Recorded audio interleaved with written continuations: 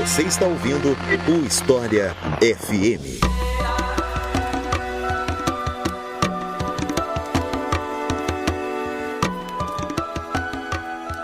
Astecas, uma das civilizações mais conhecidas e importantes do continente americano, que foi talvez o maior desafio para os colonizadores espanhóis, é o tema do episódio de hoje do História FM. Eu sou Iclis Rodrigues e para falar sobre esse assunto nós temos aqui hoje o professor Luiz Calil, a quem eu passo a palavra para se apresentar para vocês. Então, Luiz, seja muito bem-vindo. Fique à vontade para se apresentar para o pessoal. Bom, Iclis, primeiro uma honra participar de um podcast que eu já acompanho há tanto tempo.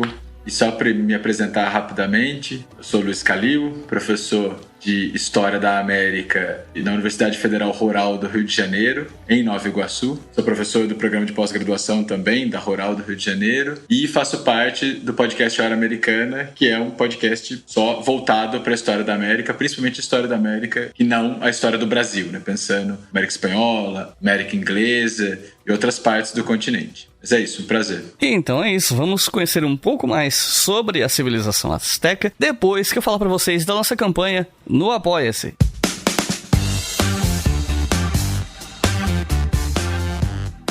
Afinal de contas, é essa campanha que financia o História FM. A gente está muito acostumado hoje em dia em consumir conteúdo na internet, em YouTube, podcast, site, rede social, enfim, sem pagar nada. O que é muito bom, isso dá acesso a um monte de coisa pra gente, mas às vezes a gente esquece que quem produz conteúdo de graça também tem conta pra pagar, né? Então, por isso que a gente tem essa campanha aqui no Apoia-se. Se você acha que é importante financiar um projeto educacional gratuito, que todo mundo pode ouvir, não apenas quem tem condições de pagar, você pode apoiar esse projeto em apoia.se/obrigahistoria a partir de R$2 por mês, e com R$5 por mês você pode ouvir os episódios com antecedência. Mas pode ser qualquer valor a partir de R$2 via cartão ou boleto. E os nossos novos apoiadores e apoiadoras são Matheus Fernandes, Iveson Alves, Antônio dos Santos, Fábio Guimarães, Flávio Bastos, Pedro Bernardo, Ana Pádua, Júlio Ferreira, Cleudivânia Silva, Fernando Viana, Vinícius Faco e Maurício Xavier. Muito obrigado, pessoal. Como eu disse, são vocês que financiam esse projeto, e se vocês que estão ouvindo querem apoiar também, é só acessar apoia.se/obrigahistoria. Se não puder apoiar mensalmente, também dá para mandar um pix com a chave leituraobrigahistoria@gmail.com.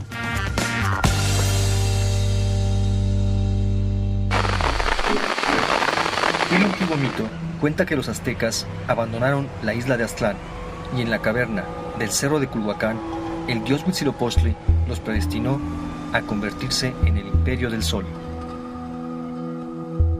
Pero antes debían encontrar una señal divina, un águila devorando una zorra.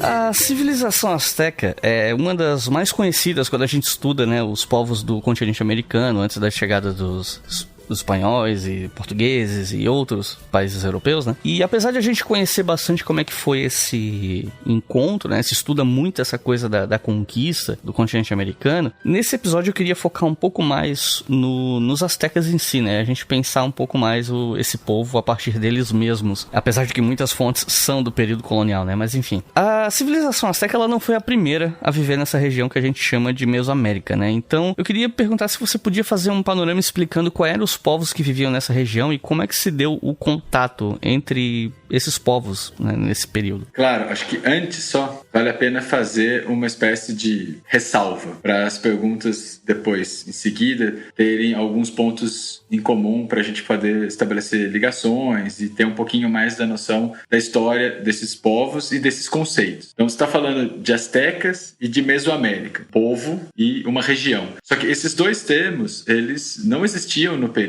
e eles têm uma história muito posterior e que eu acho que vale a pena a gente citar, pelo menos, para que a gente perceba como tem uma série de conceitos, uma série de adaptações e leituras que vão sendo criadas posteriormente e que acabam influenciando na forma como a gente vê esses povos. Quando a gente vai falar de asteca, por exemplo, não tinha essa palavra e ninguém se autodenominava ou denominava um outro povo como asteca no período pré-colombiano e mesmo os espanhóis não usam esse termo. O termo que geralmente era utilizado era o de mexica, que eram os habitantes da cidade de México Tenochtitlan, que era a principal cidade do que a gente chama hoje de Império Azteca. Esse termo asteca, ele só vai surgir no século XIX, que é uma referência a um mito de fundação desse povo, que a gente vai voltar a falar sobre sobre ele nas próximas respostas, mas é a ideia de que esse povo teria como origem uma cidade mítica ao norte, numa região ali que seria os Estados Unidos ou o norte do México, e eles teriam migrado em direção ao sul até chegar na região da cidade que eles fundaram, a cidade de México Tenochtitlan. E esse local inicial, esse ponto de partida mítico, se chamaria Aztlán. Então, Azteca seria o povo que saiu de Aztlán. Quando a gente vai ler na internet, em verbetes ou em vídeos, podcasts, esse termo ele acaba meio que sendo associado a outros dois, que é o de Mexica, que era o termo usado já no período, e um outro termo, que é o de Nahua. Muitas vezes, Azteca, Nahua e Mexica acabam sendo vistos como a mesma coisa e o mesmo povo. E não são, porque Nahua, por exemplo, é um conceito ligado a uma língua, a língua náhuatl. Então você tem vários povos diferentes que falam uma língua comum. Dentre esses vários povos, a gente tem um deles que funda a cidade de México Tenochtitlan, que são os mexicas. E esses mexicas vão fundar depois um império, né? Depois a gente pode até pensar no conceito de império, mas enfim, eles vão fundar ali um grande conglomerado de cidades, um poder muito extenso, que posteriormente viajantes e historiadores vão denominar como Azteca. Então eu vou, inclusive, nas próximas respostas, usar como sinônimo Azteca, Mexica e Náhuatl, mas não são. E vale a pena a gente perceber os significados e a temporalidade desses termos. O segundo é a região. Você falou da Mesoamérica, que é também um conceito que não era utilizado na época pré-colombiana e também não era utilizado pelos espanhóis. Mesoamérica é um conceito que só foi criado no século XX, principalmente por um pesquisador chamado Paul Kirchhoff, que ele vai dizer o seguinte: olha, você tem uma região muito grande, muito extensa, que pega quase todo o México e vai descendo pela América Central, Guatemala, Belize, El Salvador, Honduras, Nicarágua, Costa Rica. Toda essa região, ela tem muitos povos diferentes, centenas, talvez milhares de povos diferentes, com características específicas, com muitas particularidades, mas com alguns elementos em comum. E esses elementos em comum fariam com que a gente pudesse olhar para essa região como sendo uma Mesoamérica, uma região com características gerais. Que características seriam essas? Por exemplo, o milho como um elemento central não só da alimentação, mas da própria cultura local, a presença de sacrifícios humanos, a presença de escrita ou de registros, que não necessariamente são escrita como nós entendemos, letras, verbo, predicado, mas um registro escrito num tecido ou escrito numa pedra, a construção de pirâmides escalonadas, uma concepção de tempo cíclica, o uso de algumas ferramentas para a agricultura, por exemplo, para o artesanato, algumas características mais ligadas à religião, mas também ao lazer, como o chamado jogo da pelota, o jogo da bola. Então, essas centenas de culturas diferentes que se espalham ao longo de milhares de anos, numa região super ampla, que pega ali a América Central inteira, praticamente, e um pedaço da América do Norte, ela vai ser vista como a Mesoamérica. Por quê? Porque, apesar das particularidades, você tem alguns elementos em comum. Esses que eu citei são alguns deles, e depois outros autores vão acrescentando outras características que permeariam todas essas culturas. O que não significa que elas sejam uma coisa só, ou que elas se viam como uma coisa só, que é evidente que não. Pensando então nesses povos anteriores aos astecas, a gente tem ali vários que são reiteradamente citados quando a gente vai fuçar na internet ou quando a gente vai ver algum texto sobre o passado da América anterior aos europeus. E geralmente o primeiro nome que se associa a essa região é de um povo chamado Olmeca. Esse povo surgiu na região mais ou menos do sul do México, muito tempo antes dos astecas. Você já tem registros olmecas 1500 anos antes de Cristo. E ele é, na verdade, visto como uma espécie de ponto de partida para as culturas posteriores na região. É um conceito bem problemático, vou falar sobre isso de novo daqui a pouco. Mas quando a gente estava falando sobre o conceito de Mesoamérica, eu mostrei aqueles itens que comporiam as características da Mesoamérica. Boa parte deles são colocados como tendo o ponto de partida dos Olmecas. Então, os Olmecas teriam sido um dos pioneiros nos registros escritos, um dos pioneiros na construção em pirâmides, um dos pioneiros na vida urbana, de uma forma de poder mais centralizado. Então, eles acabariam sendo uma espécie de cultura matriz, que é um termo às vezes usado utilizado para falar sobre a região, ou uma espécie de berço ou semente da civilização mesoamericana, ainda que isso seja bem problemático. Esse povo ele acaba tendo ali uma longa trajetória, mas mesmo antes da era cristã, ele acaba se fragmentando e, entre aspas, desaparecendo. E aí você tem um enorme hiato, sem muitas referências, até que se fala de um outro povo, que é o povo em torno da cidade de Teotihuacan, que é uma cidade que, se vocês digitarem no Wikipedia, com certeza vai aparecer a imagem de uma praça central com pirâmides, principalmente duas, a pirâmide do Sol e a pirâmide da Lua. E ela é uma cidade que alcançou um enorme poder e influência em toda a região mesoamericana, ou pelo menos em boa parte da região mesoamericana, em torno do século V, do século VI, já depois de Cristo. Muito tempo depois dos Olmecas. E essa região, ela vai ser muito influenciada por Teotihuacan de várias formas. Influenciada pela questão comercial, pela questão religiosa, pela questão arquitetônica mesmo. A ideia de uma praça com uma construção voltada para as divindades, templos, ela vai se repetir. É claro que não foi inventada ali, mas ela vai se repetir muito tempo depois, fazendo referências a Teotihuacan. E essa cidade, ela não vai desaparecer, mas ela vai claramente entrar em declínio a partir do século VII, quando os astecas vão fundar a sua cidade e vão fazer várias referências a Teotihuacan. Teotihuacan já estava, em boa parte dela, em ruínas. Não totalmente abandonada, mas muito distante do período 1000 anos antes, 800 anos antes, de auge urbano, cultural, político e econômico. Depois você tem referências óbvias aos maias, mas aí eu acho que nem dá para falar muito, porque seria um episódio à parte, vamos dizer assim, que já surgem no período contemporâneo a Teotihuacan, mas vão ter o seu chamado auge, vamos dizer assim, em seguida ao declínio de Teotihuacan, então no século VII, VIII, IX, depois de Cristo, e que também acabam tendo uma enorme influência em toda a região e de uma influência de longa duração. Até porque a gente tem pessoas até hoje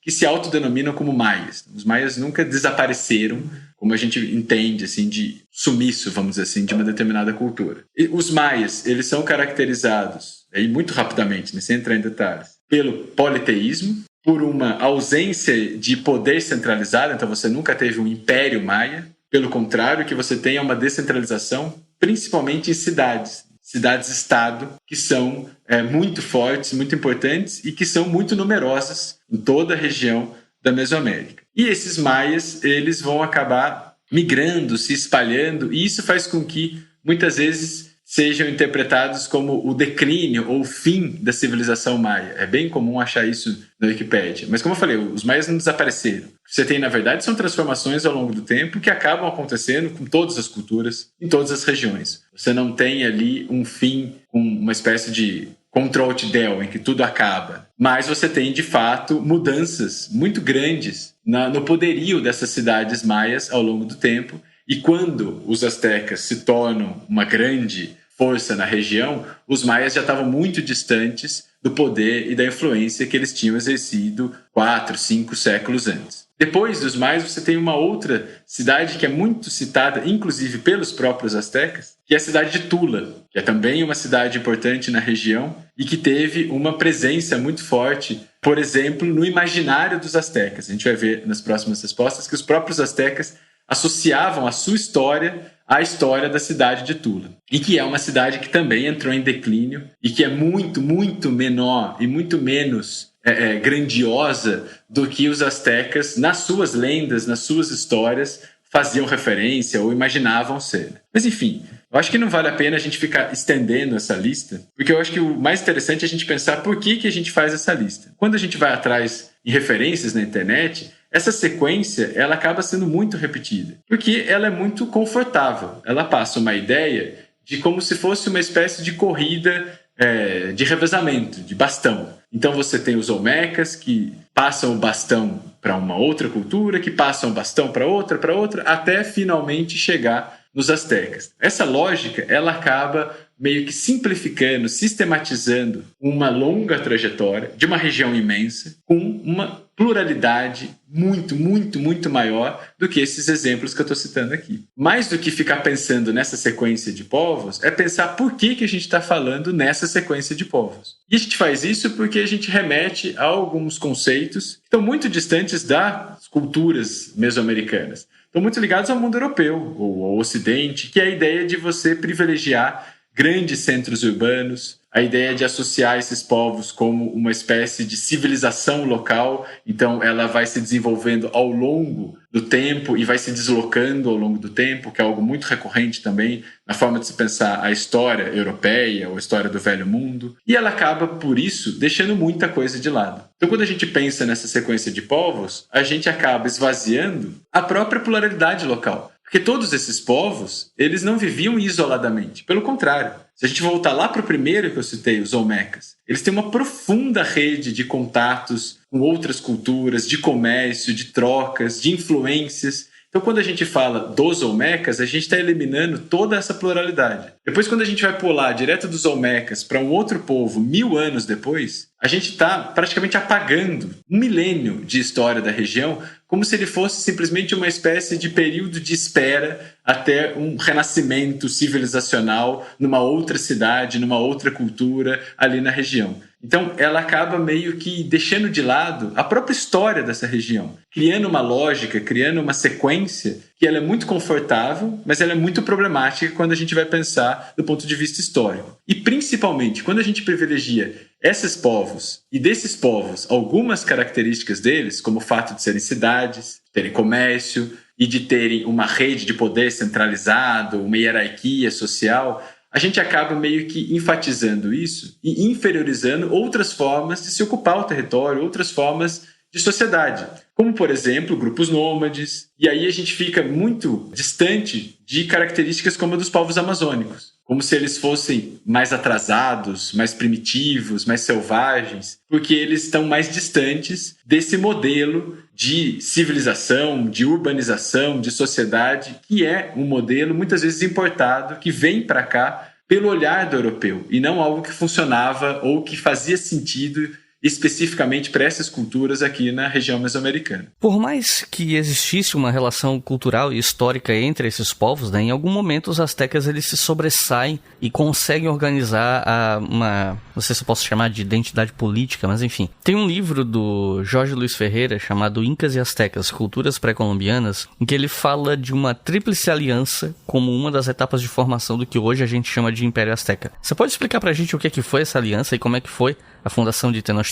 Bom, claro, primeiro eu vou falar da longa trajetória dos astecas até a fundação da cidade, depois eu falo um pouco sobre essa tríplice aliança, porque eu acho que faz um pouco mais sentido até do ponto de vista cronológico. Para a gente entender como que essa cidade, a cidade de México Tenochtitlan, foi fundada, e aí eu estou falando sempre México Tenochtitlan, porque ela não é exatamente a cidade do México. São duas cidades que estão na mesma região, no mesmo lugar, inclusive. Mas México Tenochtitlan é uma cidade pré-colombiana que vai ser destruída, conquistada pelos europeus, que vão construir uma cidade em cima, que é a cidade do México. Então, não é exatamente a mesma coisa, por isso que eu faço essa diferenciação, né? Então, para a gente pensar como essa cidade foi fundada, eu acho que vale a pena a gente voltar na resposta anterior e pensar no próprio nome Azteca. Comentei que os astecas seriam um termo que fazia referência a uma migração mítica de muito tempo atrás de um lugar chamado Aztlán. A ideia é que você tinha, numa região do norte do México ou de parte dos Estados Unidos, uma região, essa região de Aztlán, e que povos teriam migrado a partir dali e feito uma longa viagem em direção ao sul. E essa longa migração, ela vai acabar terminando na região do Vale do México, região muito próxima ali à atual Cidade do México. Essa longa migração, ela vai acontecer durante muito tempo, então não é uma pessoa, uma geração que fez isso, é um longo processo. E ela, é claro, muito difícil de ser identificada do ponto de vista histórico. Ela é muito mais uma explicação mítica. Mas, de fato, a gente tem indícios de que esses povos, por exemplo, o povo asteca, veio de uma região mais ao norte, até pela questão linguística. A língua náhuatl, que era a língua falada pelos astecas, é uma língua de um grupo linguístico chamado Uto Náhuatl, que é então uma língua que tem laços, por exemplo, com os indígenas da região de Utah, nos Estados Unidos. Então, muito, muito distante do México, mas que tem uma proximidade linguística, o que indica pra gente que eles têm, de fato, uma origem mais ao norte, que foram migrando em direção ao sul. Quando esses grupos de migrantes chegam na região do Vale do México, ela já está totalmente povoada por uma série de culturas, de cidades, e você não tem, então, uma fundação de uma cidade desse povo. Pelo contrário, os astecas, eles vão, na verdade, se associar a outros povos que já viviam ali. Por exemplo, o povo de uma cidade chamada Coluacán. Então você vai ter esses grupos de viajantes do norte que vão ser muito mal vistos, inclusive na região, como sendo inferiores, como sendo bárbaros, selvagens, nômades. Eles vão começar a viver em cidades, em sociedades que já existiam na região, como, por exemplo, essa de Coluacán, e sendo vistos como um elemento externo. Eles vão ser vistos, por exemplo, e vão ser, inclusive, associados à figura de mercenários. Então, eles eram usados, eles eram alugados, pagos por outros povos para um esforço de guerra, por exemplo. E ao longo do tempo, você vai ter, então, o crescimento desses astecas na região, ainda sem uma organização independente, sem uma cidade própria, mas ligado a essas outras sociedades. E você tem uma série de mitos que foram criados e estimulados pelos próprios astecas, dizendo que ao longo desse tempo em que eles estavam subordinados a outras culturas, eles tiveram ensaios, tentativas de independência, de autonomia, e que acabaram sendo frustradas, acabaram sendo sufocadas. Mas você tem, ao longo do tempo, então, por algum motivo, vamos dizer assim, uma ruptura e uma continuação dessa migração por parte dos astecas, que vai agora se dar dentro do Vale do México e que para em cima de um lago. Você tem um lago na região chamado Lago de Texcoco. E esse lago tem uma série de áreas alagadas, algumas regiões de terra, outras regiões que alagam algumas vezes por ano, mas é uma região que não despertava muito interesse dos outros povos locais, porque ela era de difícil acesso e difícil também de se desenvolver ali, agricultura ou uma cidade. Mas é nessa região que os astecas vão fundar a sua cidade, a cidade de México Tenochtitlan, que é uma cidade praticamente dentro, em cima de um lago. E eles vão justificar isso a partir de uma perspectiva religiosa, dizendo que eles teriam fundado a cidade ali porque eles teriam vindo um sinal divino, e esse sinal divino não por acaso, o que está no meio da bandeira do México atual. Esse sinal divino seria uma águia pousada em cima de um cacto, o nopal, e segurando, caçando uma serpente. Eles teriam visto esse símbolo, teriam interpretado esse símbolo como uma mensagem divina, e por isso teriam fundado uma cidade na região em que esse símbolo foi avistado, que é a região onde foi fundada a cidade de México Tenochtitlan. Ao longo do tempo, essa cidade, que foi fundada por volta de 1325, ela foi crescendo em tamanho e crescendo em influência. E ela vai fazendo relações, estabelecendo contatos com outras cidades e com outras culturas. Contatos de diferentes formas. No início, alianças, principalmente alianças que se dão através de casamentos. Então você tem ali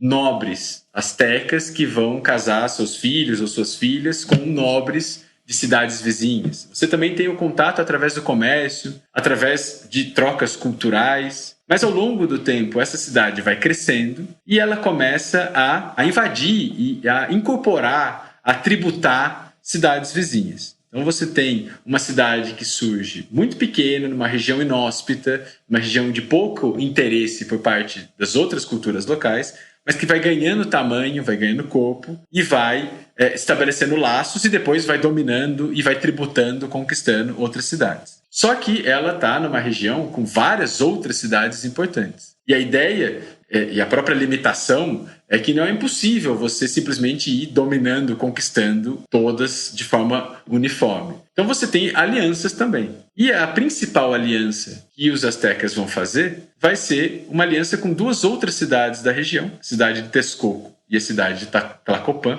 formando o que é chamado de uma tríplice aliança, ainda que ela claramente tem uma cidade maior, mais forte, mais influente do que as outras, que é a cidade de México Tenochtitlan. Mas eu queria, de novo, assim como na primeira resposta, pensar um pouquinho nos significados que a gente tem quando a gente cria essa resposta meio linear. Então, uma cidadezinha que surge num lugar inóspito, cresce e se torna a capital de um grande império. Eu acho que vale a pena a gente pensar um pouquinho nessa ideia para além da explicação mais direta. Que é, por que a gente está falando de um império azteca? Porque a ideia aqui é pensar outras formas de poder, de relação entre as cidades. A gente está falando de uma confederação, 3 cidades que se unem, que estabelecem laços com outras, e a gente meio que apaga isso para associar a ideia de império a essa sociedade ou a essa região. Que é uma ideia muito estranha à própria lógica local. A ideia de império também é trazida,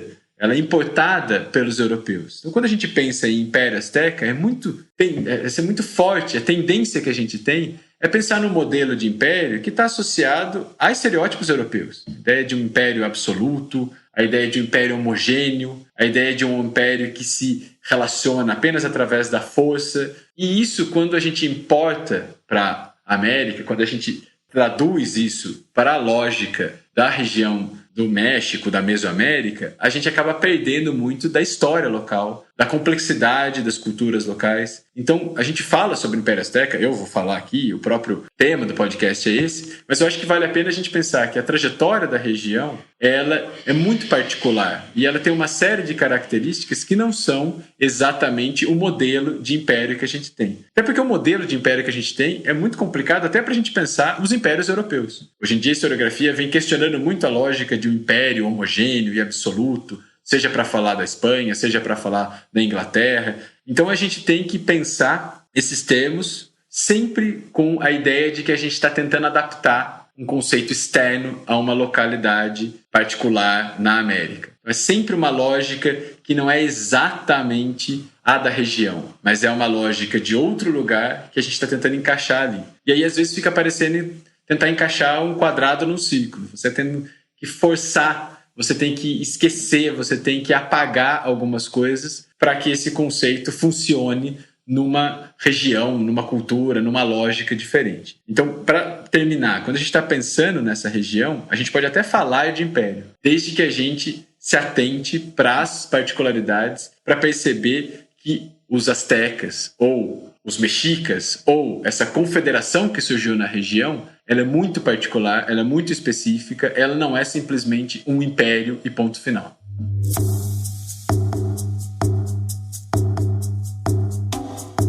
Em 1325, os astecas fundam a cidade de Tenochtitlan em uma ilha pantanosa no lago Texcoco. A cidade viria a se tornar o centro do futuro Império Azteca.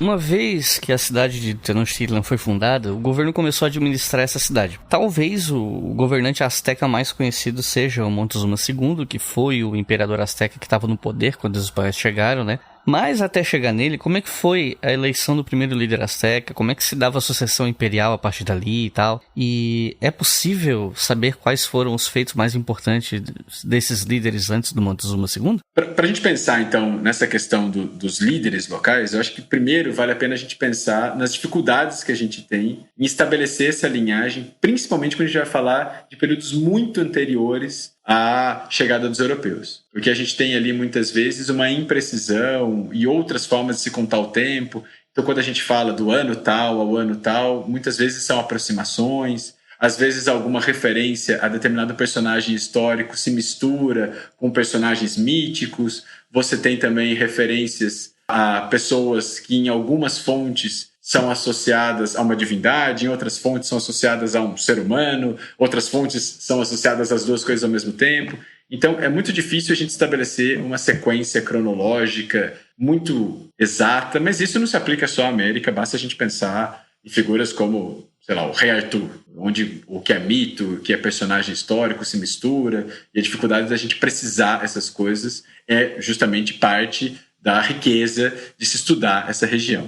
A segunda coisa é que quando a gente está falando dos astecas, é muito forte a ideia da gente pensar a fundação da cidade de México Tenochtitlan como sendo o grande início de tudo. Mas não é. Você tem uma série de laços, de relações de poder, de características anteriores. Então, você já tinha alguns líderes desses povos desde muito tempo antes da cidade ser fundada. Mas também é muito difícil a gente falar sobre eles. Então, pensando na liderança a partir da fundação da cidade, o que a gente tem são, na verdade, só 9 tlatoanes, ou 9 tlatoques, que é o plural de tlatoane. O que é esse termo, tlatoane? É o termo que era usado para se falar da liderança local. Então, a liderança da cidade de México Tenochtitlan é o tlatoane da cidade de México Tenochtitlan. Você tem outras cidades de outras etnias que tinham os seus próprios tlatoane. Então, você tem ali só 9 soberanos, vamos dizer assim, na região. O primeiro deles é um chamado Acamapixtle. E ele, na própria lógica e em torno dos mitos criados na figura dele, a gente já percebe um pouco as relações e a fundação de México Tenochtitlan personalizadas numa figura meio mítica, meio real. Por quê? Porque o Acamapixtle, ele é filho de um pai mexica, ou seja, filho de um pai fruto desse longo processo de migração de séculos, com uma mãe natural da cidade de Culhuacán. Então ele seria a junção de uma longa trajetória externa, de uma outra região, fora da Mesoamérica, de migração até lá, com uma mãe da terra, daquele local, vinda da cidade que os mexicas teriam habitado durante muito tempo antes de fundarem sua própria cidade.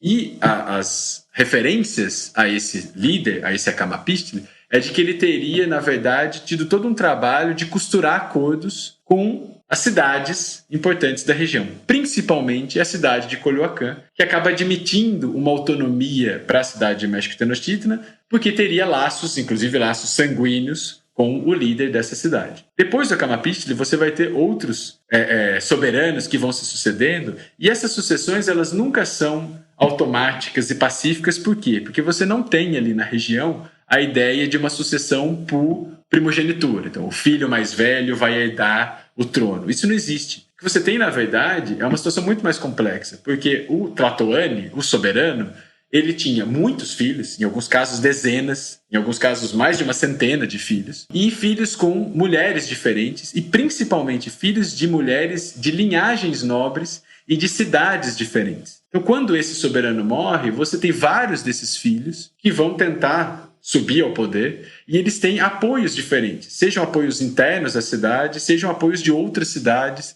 sejam apoios de parcelas de outras cidades que têm interesses porque tem um parente ali. Então você sempre tem uma espécie de ruído, de negociação, e em alguns casos você tem violência mesmo na sucessão de um soberano para o outro. Acho que não vale a pena a gente falar aqui os 9 e falar sobre o ano em que eles subiram ao poder e o ano em que eles saíram ao poder, até porque em alguns casos a gente está falando de aproximações, mas eu acho que vale a pena destacar alguns deles. Não vale a pena, por exemplo, destacar o quarto soberano da região de México Tenochtitlan, que é o Itzcoatl, porque foi ele que acabou meio que estabelecendo, costurando o que a gente conheceu como a Tríplice Aliança. Ele vai estreitar os laços, e aí, de novo, através de casamentos, através de alianças comerciais, através de laços políticos, com Texcoco e com Tlacopan, meio que formulando essa Tríplice Aliança, isso ainda no começo do século XV. Então você tem ali por volta de 1420, 1430,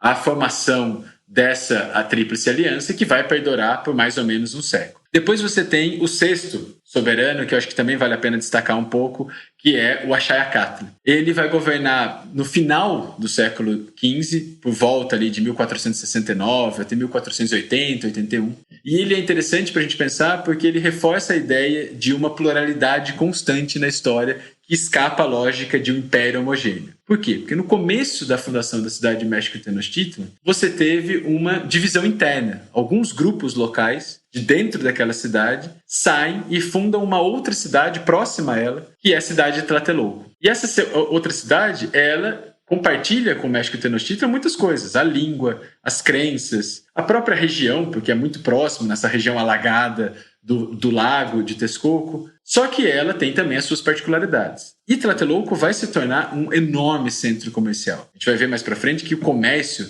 era muito importante para a região. E Tlatelolco se torna um dos maiores mercados de toda a região ali da Mesoamérica. Isso faz com que ela se torne uma cidade muito importante. E ela começa a ter interesses de autonomia, ou seja, começa a se opor a México e Tenochtitlan. São cidades muito próximas e que acabam atritando, e isso vai se encerrar com esse governante, o Axayacatl, que na segunda metade do século XV vai atacar e vai conquistar Tlatelolco e vai meio que engolir Tlatelolco. Tlatelolco acaba com o tempo se tornando uma parte de México e Tenochtitlan. A cidade vai crescendo e vai incorporando, vai engolindo a cidade de Tlatelolco, que acaba se tornando parte da cidade de México e Tenochtitlan. Depois disso você tem outros imperadores até chegar no nono, que é o Montezuma Xocoyotzin, ou chamado Montezuma II, que é o Tlatoani, que é o soberano, que vai se encontrar pessoalmente com os espanhóis, com o Hernán Cortés, e vai, pelo menos, dar início ao que a gente entende como conquista do México, mas eu acho que isso é tema para outra conversa, porque é uma outra coisa muito, muito extensa e muito particular. Mas, enfim, pensando nesses soberanos ao longo do tempo, nesses principais 9 soberanos, o que a gente percebe? A gente percebe que a gente tem um processo crescente de vitórias militares. Então você tem desde o início acordos, invasões, ataques, mas ao longo do tempo, esse perfil militar de invasão e de controle sobre outros povos, ele vai predominando e você vai tendo um crescimento do domínio asteca sobre outras cidades, mas isso não é a única forma de se lidar com outros povos, porque você tem ao mesmo tempo alianças, você tem ao mesmo tempo acordos, você tem ao mesmo tempo casamentos que selam pactos de coexistência. Então o que a gente tem, na verdade, é um processo de crescimento muito rápido. O que a gente chama de Império Azteca durou cerca de 200 anos, mas ao mesmo tempo marcado pelas particularidades, por uma pluralidade de se lidar com as cidades, se lidar com outras etnias, com outras culturas, com outros povos. Então não é simplesmente uma cidade que vai engolindo todas as outras, dominando e impondo a sua vontade, a sua cultura. Pelo contrário, você tem diferentes formas de se lidar, você tem diferentes formas de se relacionar com essas culturas, e essas diferentes formas elas vão mudando ao longo do tempo. Então algumas cidades que são aliadas acabam se tornando inimigas, algumas cidades acabam sendo invadidas, depois estabelecem alianças. Por isso é sempre importante a gente pensar na ideia de império com aspas, que é o que eu já vinha falando nas respostas anteriores. Um dos elementos que ajudam a compreender as sociedades antigas é analisar a relação dessas sociedades com o sagrado, né? Ou seja, como elas se relacionam com o divino. E existe todo um estigma com as religiões dos povos antigos que a gente vai chamar aqui de mitologia asteca, né? E normalmente essa ideia de tratar como mitologia acaba às vezes tirando o foco do fato de que o que a gente chama de mitologia para esses povos é uma religião, né? O Joseph Campbell, ele já falava que mitologia é a religião dos outros, né? Então eu queria pedir para você explicar como é que era a religião praticada pelos astecas e de que forma essas crenças influenciam na vida cotidiana do império e, inclusive, se for possível, comentar também algumas polêmicas em torno disso, né? Porque algumas práticas dos astecas relacionadas à religião eram bastante violentas, né? E isso gera muito debate em rede social até hoje, né? Vou fazer agora uma espécie de disclaimer que se repetiu nas respostas anteriores, né? Então, sempre estou começando as respostas fazendo algumas ressalvas. Eu acho que aqui vale a pena mais uma vez. Por quê? Porque a gente sempre está pensando essas culturas a partir de conceitos externos, a partir de lógicas importadas. Então você tem aqui uma série de relações que um olhar externo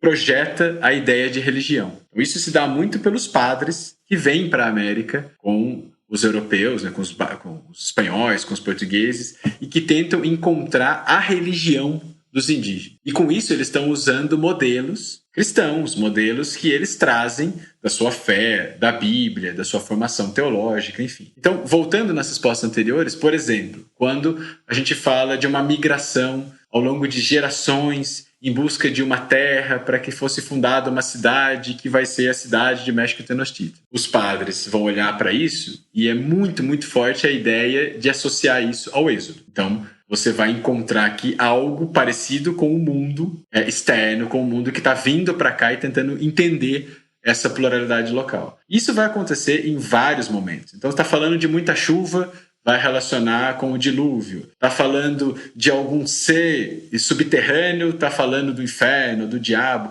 E essas concepções, elas não existiam aqui na América. Você não tinha ideia de diabo, de pecado, de cruz, de Jesus aqui na América. E você não tem, inclusive, segundo alguns autores, a própria ideia de religião. Então, o professor da USP, por exemplo, Eduardo Natalino dos Santos, ele fala que é muito difícil a gente olhar para essas crenças locais a partir da lógica de que seria uma religião. Porque a ideia de religião está muito marcada com o que a gente entende por religião no mundo europeu, no Ocidente, enfim. Então ele vai falar, por exemplo, que o que existe aqui são tradições de pensamento, porque seriam diferentes de religião. Ele chega a dar até alguns exemplos, por exemplo, a ideia de que no nosso mundo, religião e ciência, elas seriam coisas diferentes. Você tem duas explicações diferentes, por exemplo, para a origem do mundo. Uma explicação científica a partir do Big Bang, a partir da evolução, e uma explicação religiosa a partir de Adão e Eva, do Gênesis. E elas não teriam um diálogo muito estreito, elas funcionariam em lógicas separadas, lógicas quase que autônomas. E ele vai dizer, isso no caso da América não existe. Você não tem uma explicação que a gente poderia associar como mais científica e outra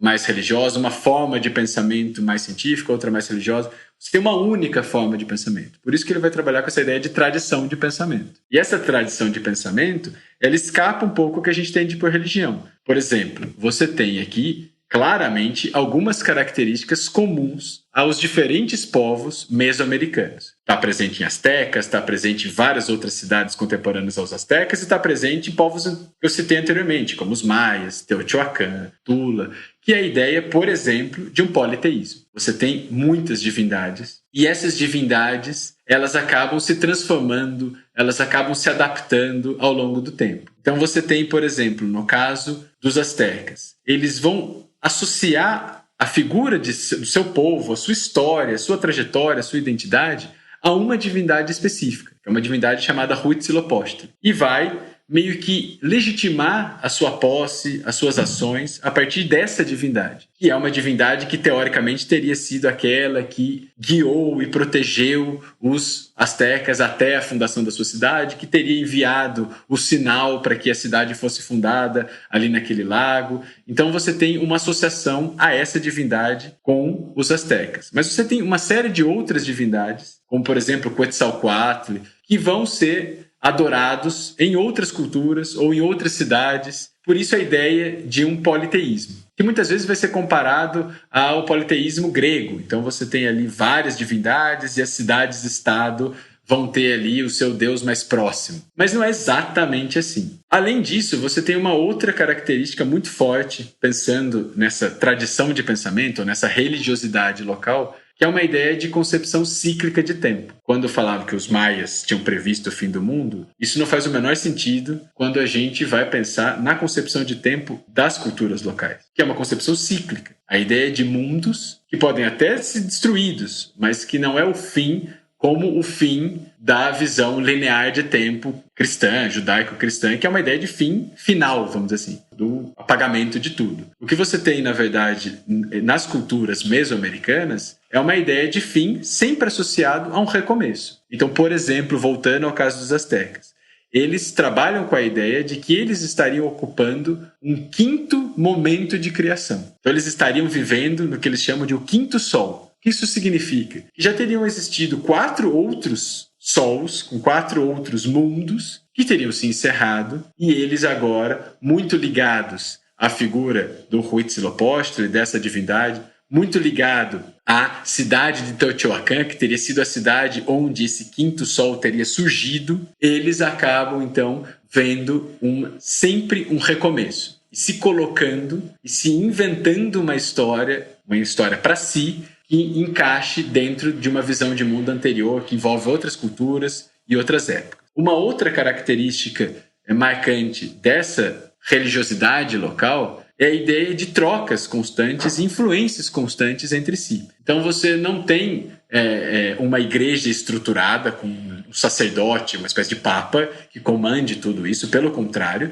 você não tem essa igreja como uma instituição, mas cada cultura, cada etnia, às vezes dentro das cidades, dentro dos povos, cada bairro, cada grupo familiar vai ter as suas particularidades, as suas crenças, as suas cerimônias, mas isso se dá em diálogo com outras cidades, com outras culturas. Por exemplo, tem uma cidade muito importante, que é a cidade de Cholula, que é uma cidade que depois, se um dia tiver um episódio sobre a conquista do México, é uma cidade marcante para se entender esse processo de conquista do México, que teve um massacre gigantesco ali perpetrado pelos espanhóis. Essa cidade de Cholula, ela é um grande centro religioso. E esse centro religioso, ele não era ocupado, e as cerimônias que existiam ali não eram feitas apenas pelos habitantes dessa cidade. Pelo contrário, elas atraíam pessoas de outras etnias, de outras culturas, de outras cidades, para fazerem cerimônias ali, para participarem de algum evento ou alguma festa nessa região. Essa relação entre diferentes povos e uma mistura, inclusive uma mistura sanguínea mesmo entre esses povos, é muito presente. Uma outra característica que você meio que citou já na pergunta é a questão dos sacrifícios. Os astecas faziam muitos sacrifícios humanos e não foram eles que inventaram isso. Pelo contrário, a gente tem uma série de referências a povos anteriores ao surgimento dos astecas que já faziam sacrifícios humanos. E esses sacrifícios humanos, eles são variados. Eles eram tanto sacrifícios de prisioneiros de guerra, quanto sacrifícios de moradores da própria comunidade, sacrifícios de crianças, de mulheres. E você tinha também a ideia do autossacrifício, que não era exatamente você se matar, mas era você doar parte do seu sangue para divindades. Então, não é exatamente uma fonte asteca, é uma fonte de origem maia, mas é uma imagem que está no Museu Britânico muito interessante, que ela mostra uma rainha, vamos dizer, uma nobre indígena, diante de uma divindade, e ela está segurando uma corda, e essa corda está cheia de espinhos de cactos. E ela está espetando o espinho na ponta da língua. A ideia de dar um pouco do sangue dela para a divindade que estava diante dela. Então, isso é muito forte. A ideia do sacrifício como parte dessa religiosidade, que não é específica dos astecas, que é da região, e que trabalha com a lógica de que é preciso o sangue para se alimentar os deuses, que é preciso sangue para se manter esse mundo cíclico funcionando, para manter essa roda girando. E isso tem muito a ver com as próprias crenças locais e com a própria visão e história que os astecas criaram para si. Então, por exemplo, eu falei agora há pouco que os astecas se viam como habitando o quinto mundo, o quinto sol. E qual que é a história criada para explicar essa concepção de um quinto sol? Eles vão dizer que depois da destruição do quarto mundo, ou do quarto sol, teria ficado tudo em trevas. E aí os deuses, na cidade de Teotihuacan, eles teriam se reunido e teriam decidido criar mais uma vez os seres humanos e mais uma vez o sol e a lua. E essa criação desse novo mundo, ela teria acontecido através de sacrifícios. Então você teria duas divindades que teriam se jogado no fogo, teriam se auto-sacrificado, e uma dessas divindades teria dado origem ao sol, ao quinto sol, e a outra divindade que teria titubeado, que teria meio que ficado com medo e depois arrumado coragem e se jogado também, ela teria dado origem à lua. O que mostra uma outra característica marcante a religiosidades locais, que é essa perspectiva da dualidade, do sol e da lua, do mundo masculino e do mundo feminino, do quente e do frio, e que não são vistos como coisas que se anulam ou antagônicas. Pelo contrário, coisas que se complementam, coisas que se retroalimentam, que fazem parte de um todo, e não como dois elementos separados. Mas enfim, para além dessas características, vale a pena pensar em algumas coisas. Por exemplo, quando a gente vai ler relatos europeus, e isso vai perdurar até hoje em sites, em textos de internet, você tem uma religiosidade muito complexa, que às vezes nem pode ser vista como religiosidade, como eu falei agora há pouco, e que vai ser resumida a uma única característica, que é a ideia de que os astecas eram bárbaros que matavam, sacrificavam pessoas em nome de seus deuses. Existia isso? Sem dúvida. Como eu falei para vocês, a ideia de que o sacrifício humano era importante faz parte não só da cultura asteca, como de várias outras culturas da região. A gente consegue comprovar isso materialmente? Também, sem dúvida. Se vocês digitarem na internet, no Google, Tzompantli, vocês vão ver que eram espécies de paredes, muros, estantes, forradas de crânios que eram colocados ali após as pessoas serem sacrificadas, terem o seu coração retirado e depois a cabeça delas iria ser alocada nessas estantes, nesse Tzompantli, que ficava no centro da cidade de México Tenochtitlan. Então a gente tem, vamos dizer assim,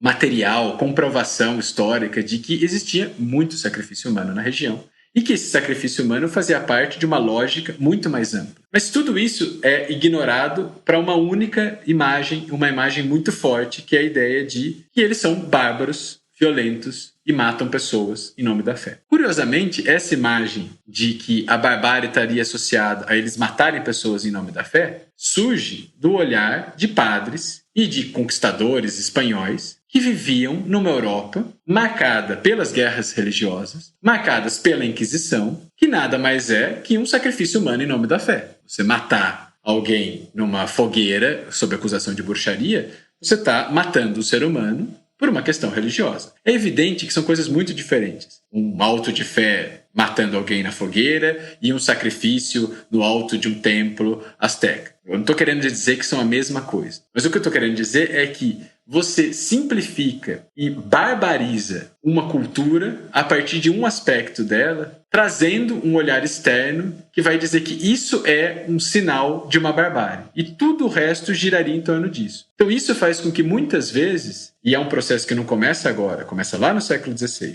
mas que se estende até hoje, muitas vezes, de olhar para a religiosidade asteca ou para a religiosidade mesoamericana a partir da ideia de que ela é inferior, de que ela é errada, de que ela é bárbara, de que ela é selvagem e principalmente de que falta algo a ela. Falta alguém para pôr ordem, falta alguém para explicar que aquilo não pode ser feito, falta alguém para acabar com esse politeísmo e apresentar uma única divindade, um monoteísmo. Então isso é muito forte já no século XVI, que não é por acaso que vai ter muitos relatos de padres que vão fazer descrições horríveis dos sacrifícios indígenas, sacrifícios feitos pelos astecas. De novo, eles não estão inventando isso, mas eles estão explicando e descrevendo esses sacrifícios a partir de uma lógica que não é a lógica local, que é a lógica de um padre que está tentando olhar para essa cerimônia a partir da ideia de que aquilo é uma coisa demoníaca, de que aquilo é barbárie e de que aquilo tem que ser eliminado. E esses relatos vão ser lidos 500 anos depois sem nenhum tipo de relativização, sem nenhum tipo de contextualização e vão ser comprados como sendo a grande e única, muitas vezes, característica dessa religiosidade local. O que não é, pelo contrário, é parte de uma tradição de pensamento muito maior, o que não quer dizer que os sacrifícios humanos não fossem importantes, mas que eles não são a única coisa e que eles não devem ser lidos a partir de uma lógica externa como sendo algo que, vamos dizer assim, consolidaria toda uma crença, toda uma religiosidade a partir de um único aspecto. Y Moctezuma II lo presidía todo. Cuenta la leyenda que después de ver un cometa pasando por el cielo de Tenochtitlán, pasó el resto de la noche llorando. Pero en el culmen de su obsesión por lo sobrenatural, una amenaza muy real se aproximaba por mar.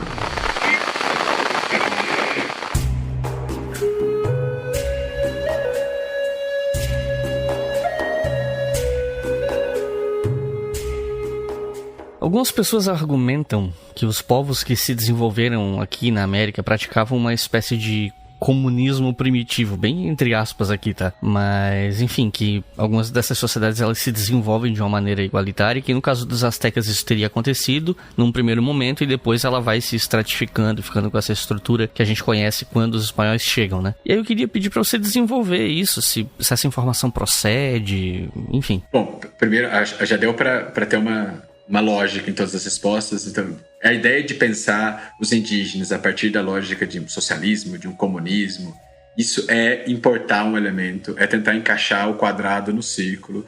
Isso é muito complicado, tem muito de projeção, de idealização. Então, acho que nem vale a pena ir por esse caminho, porque já deu para perceber pelas outras respostas para onde eu estou querendo caminhar, né? Que é pensar as particularidades, as especificidades da região e não importar um elemento externo que explicaria, que condensaria tudo. A primeira ideia é tentar olhar para os indígenas de forma menos idealizada. Se teve a lógica que eu falei na resposta anterior, que é de ver o indígena como sendo bárbaro, violento, selvagem, demoníaco, estava presente, por exemplo, no olhar dos padres, também tem uma outra visão que também está presente, inclusive, em alguns padres do período do século XVI, como Bartolomé de Las Casas, que já foi citado em outros episódios do História FM, que é a ideia de se idealizar, que é a ideia de transformar o indígena num ser utópico, que vive em harmonia, em paz. Então, nem uma coisa, nem outra. Nem eliminar qualquer característica indígena a partir da ideia de uma grande igualdade, um pacifismo,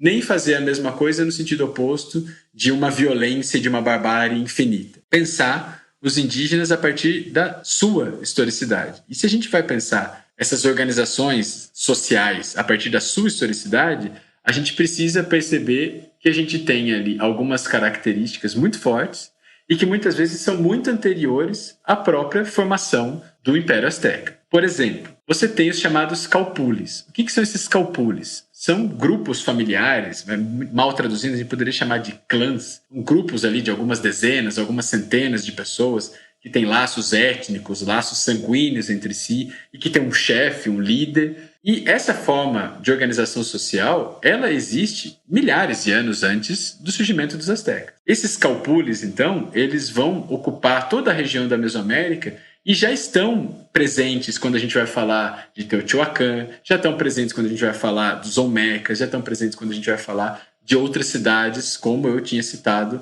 no começo da nossa conversa. E esses calpules, então, eles não vão desaparecer quando você tem o surgimento dos impérios, das civilizações. Pelo contrário, eles continuam existindo. Inclusive, eles continuam existindo depois que esses impérios acabam. Os calpules, eles continuam sendo importantes, por exemplo, durante a colonização. Os espanhóis vão continuar lidando com essas organizações, com essas comunidades locais. Mas o que vai acontecendo? Ao longo do tempo, você vai ter a formação de cidades cada vez maiores. Por exemplo, Teotihuacan, na época em que ela estava no seu auge, era uma das maiores cidades do mundo. Séculos depois, México Tenochtitlan, como estava no seu auge, era uma das maiores cidades do mundo. Então você vai ter ali na região da Mesoamérica enormes centros urbanos, que são chamados de Autépetl, ou plural, Autepeme. O que são esses Autepeme? São cidades-estado que vão surgindo na região e são dezenas, centenas de cidades-estado diferentes. México Tenochtitlan é uma delas. As outras cidades do entorno, que eu citei para vocês, da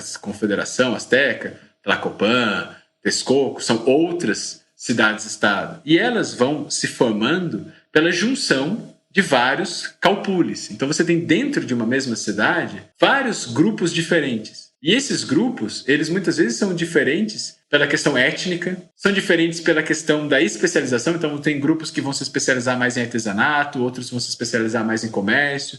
Então você vai ter essas cidades que elas são marcadas pela pluralidade internamente. E isso ligado a relações sociais muito anteriores e que vão continuar sendo influentes muito depois das próprias cidades desaparecerem ou enfraquecerem ou serem conquistadas por uma outra força externa. Junto disso, você tem questões sociais que a gente acaba meio que associando àquela lógica de uma pirâmide social, né? Que é muito bonitinha, você coloca ali em cima o soberano, depois os outros grupos, até chegar nos estratos inferiores. E ela é tão bonitinha que ela acaba sendo muito sistematizante, acaba sendo muito simplista. Mas enfim, eu acho que vale a pena a gente falar desses grupos, sempre lembrando que a gente está tentando simplificar algo que é muito complexo. Se a gente fosse pensar na sociedade brasileira, é difícil a gente colocar ali grupinhos muito claros, difícil delimitar a nossa riqueza social em 3 ou 4 conceitos. Mas, enfim, feito a ressalva, vale a pena a gente pensar, então, em alguns desses principais grupos sociais que existiam na região.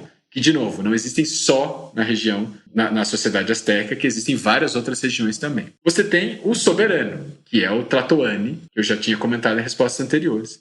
E esse soberano, ele invariavelmente vem da nobreza. A nobreza era chamada de pipiltim. Esses nobres, eles eram formados por grupos que tinham uma série de relações internas. Então, geralmente casamentos endogâmicos ou casamentos com nobrezas vizinhas de uma outra cidade. E essa nobreza, ela acaba sendo muito importante para a administração das cidades. Tão importante que quando os espanhóis vão conquistar a região, eles vão continuar tratando esses nobres indígenas como nobres. Vão dar mercês, vão dar títulos, vão dar uma série de favores para eles, porque eles reconhecem a autoridade, o poder simbólico que eles exercem dentro dessas comunidades. Para além da nobreza, você tinha o chamado povo comum, as pessoas que formavam aquela população, que eram chamadas, na língua náhuatl, na língua falada na época, de Macerhualtin. Quem são esses Macerhualtin, esse povo comum? Eles eram as pessoas que trabalhavam, por exemplo, no artesanato, eram a mão de obra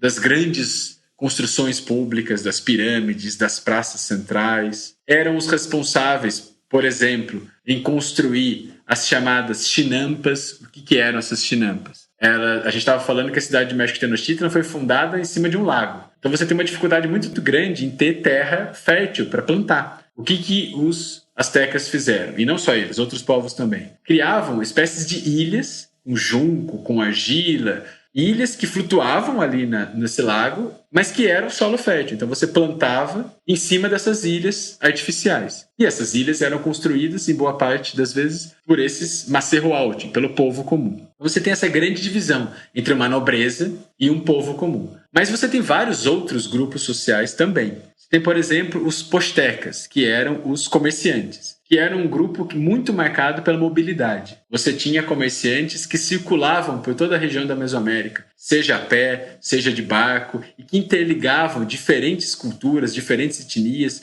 transportavam produtos que não existiam em determinado lugar para outros. Então eles têm um papel importante não só nas cidades, mas principalmente nos contatos entre diferentes cidades, entre diferentes culturas, entre diferentes etnias. Além disso, você tem os sacerdotes, que tinham um papel muito importante, por exemplo, na questão dos sacrifícios, por exemplo, na questão de uma interpretação sobre quem somos nós, qual é o nosso papel no mundo, de onde nós viemos. Então, todos esses mitos em torno de Aztlán, da migração, da relação com uma divindade, da fundação da cidade ligada a um sinal divino, isso está muito ligado aos sacerdotes e as celebrações que eles fazem e as memórias que são construídas a partir disso. Você tem um outro grupo muito importante, que são os guerreiros. Os astecas, como eu falei para você, foram marcados pela questão desse ímpeto militar cada vez maior de invadir cidades. Então os guerreiros, eles são muito importantes. E você tem ali uma espécie de elite guerreira dentro do Império Azteca, que são os guerreiros águia e os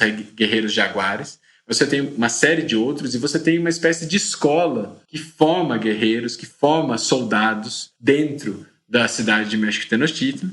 E você tem também os escravos, que não eram extremamente numerosos, mas que tinham um papel importante dentro dessa sociedade. E aí volta mais uma vez a ressalva. Quando a gente pensa em escravo, muitas vezes a gente está associando a outros modelos de escravização. Então é bem diferente a gente falar da escravidão que existia entre os astecas, como por exemplo a escravidão que existiu no Brasil colônia. Quem eram esses escravizados? Geralmente, eles eram prisioneiros de guerra ou eram pessoas que tinham sido se auto-vendidas como escravos, ou seja, pessoas que estavam endividadas, pessoas que estavam enfrentando alguma dificuldade e que se tornavam escravizados para escapar dessa situação. Você tem também inimigos externos de outros povos que eram escravizados, mas eles não funcionavam na mesma lógica de um escravizado, por exemplo, de novo, do Brasil colônia. Porque você não tinha essa ideia de posse, então você não tinha a pessoa, o senhor que iria vender, comprar, alugar esse escravizado. Você não tinha a ideia de uma escravização hereditária, então o filho de um escravizado não necessariamente seria um escravizado. E principalmente você nunca teve ali na região o que a gente chamaria de uma sociedade escravista. Você nunca teve a escravidão como o grande eixo que explicava e estruturava essa sociedade. Você tinha escravidão ali, mas como um elemento dentro de uma sociedade maior, mais complexa, tinha outros aspectos para além da escravidão. Pensando mais ou menos nessa estrutura social, eu acho que são os principais grupos que vale a pena chamar a atenção. Se você quiser colaborar com o História FM, você pode fazer isso via Pix, usando a chave leituraobrigahistoria@gmail.com. E assim você colabora para manter esse projeto educacional gratuito no ar. De acordo com o que foi passado, né, através de histórias, lendas e até filmes infantis, né, essa região ela é mostrada como muito próspera em metais preciosos, né? Mas eu queria saber até que ponto os astecas usavam esses metais para desenvolver a economia deles, se tinham papel econômico de fato, ou se era uma coisa mais ornamental. Como é que os astecas se organizavam economicamente? Voltando à lógica de um império que não é tão império assim, a gente não tem, na verdade, o ouro ou a busca por metais preciosos como o grande motor desse movimento de expansão, desse movimento de domínio. Pelo contrário, você tinha ali, claro, o ouro como adorno, como objeto de luxo, mas não como o grande centro da lógica de expansão e de colonização e de conquista. O que a gente tem, na verdade, é a questão dos tributos e a questão do comércio. A expansão asteca ela se dá muito em torno de você estabelecer laços e rotas e lógicas comerciais com outros povos e com outras cidades e tributar de diferentes formas essas cidades. Então você tem, por exemplo, o tributo de produtos. Cidades que tinham que pagar anualmente X quilos de borracha, X quilos de determinado alimento, ou o tributo de serviços, pessoas ou grupos que deveriam trabalhar por um tempo em obras públicas, como carregadores, como construtores. Por quê? Porque o que você tem, na verdade, é a ideia de que esses tributos vão alimentar, vão confluir, vão se concentrar no centro desse império, que é México Tenochtitlan. Junto disso, a questão comercial, que também acaba convergindo muito para a cidade de México Tenochtitlan. Por isso que alguns autores vão dizer que, na verdade, esse chamado Império Azteca, ele era muito mais integrado pelas questões econômicas do que por uma questão religiosa ou por uma questão política. Por quê? Porque o Império Azteca nunca teve como objetivo uma homogeneização, ou seja, uma imposição de determinada língua ou de determinada cultura, de determinada crença, de determinada divindade. Pelo contrário, esses aspectos não eram centrais para o domínio azteca. A pluralidade cultural, religiosa, étnica era completamente aceitável. O domínio se dava justamente a partir de questões econômicas. E aí os tributos e o comércio acabam sendo o grande foco de atenção. Tanto é que a presença azteca nas cidades dominadas, ela não se dava através de um grande líder militar, ela não se dava através dos sacerdotes. O que os aztecas colocavam nas cidades que eles conquistavam eram cobradores de impostos. Ali estava o representante do poder externo, o representante do que a gente poderia chamar de centro de poder, o representante do líder azteca. Pensando nisso, a gente pode pensar então que à medida em que os aztecas vão ampliando o seu poder e principalmente à medida em que você vai tendo um aumento dessa nobreza local, de novo, seja através de casamentos, seja através de alianças, o que você vai ter é uma necessidade cada vez maior de novos tributos, de novas cidades e de mais renda,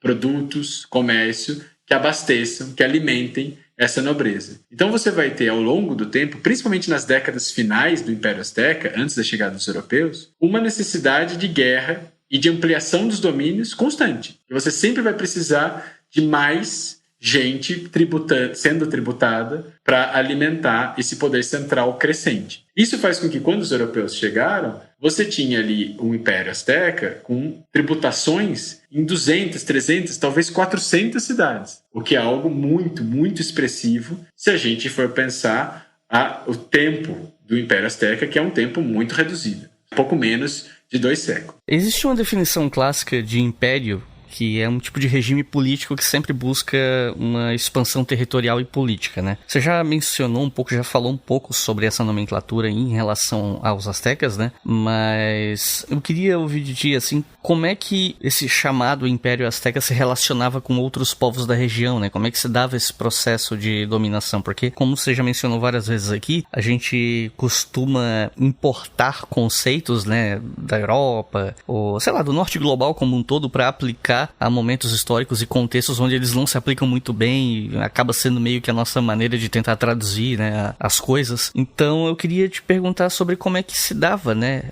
a relação dos aztecas com os outros povos e essa dominação, digamos assim. Não sei se eu posso falar nesses termos, mas acredito que sim, porque, né, conhecimento corrente, né, de que vários desses povos se aliaram aos espanhóis por cansar, digamos assim, né, da dominação aztecas. E no futuro eu quero falar sobre isso, até já vou dar spoiler pra quem tá ouvindo, né, que no futuro eu quero fazer um episódio exclusivo sobre a conquista espanhola, e aí a gente vai voltar nesse assunto. Mas enfim, fica à vontade para dissertar a respeito. E me corrigir se eu falei alguma bobagem. Não, sem dúvida, existe essa questão do domínio, mas não existe apenas o domínio. Aí que eu acho que é interessante a gente pensar. Então você tem, de fato, cidades que eram tributadas, duramente tributadas pelos aztecas, e que, por causa disso, odiavam os aztecas. E que vão, por exemplo, como você falou, se aliar aos espanhóis, porque vão ver os espanhóis não como um inimigo, um invasor, mas como um aliado contra um inimigo local, que era o Império Azteca. Sem dúvida existe isso. A ideia é que não existe só isso. E, principalmente, que isso não é algo inventado pelos aztecas. Porque a gente tem a tendência, quando vai pensar determinado império,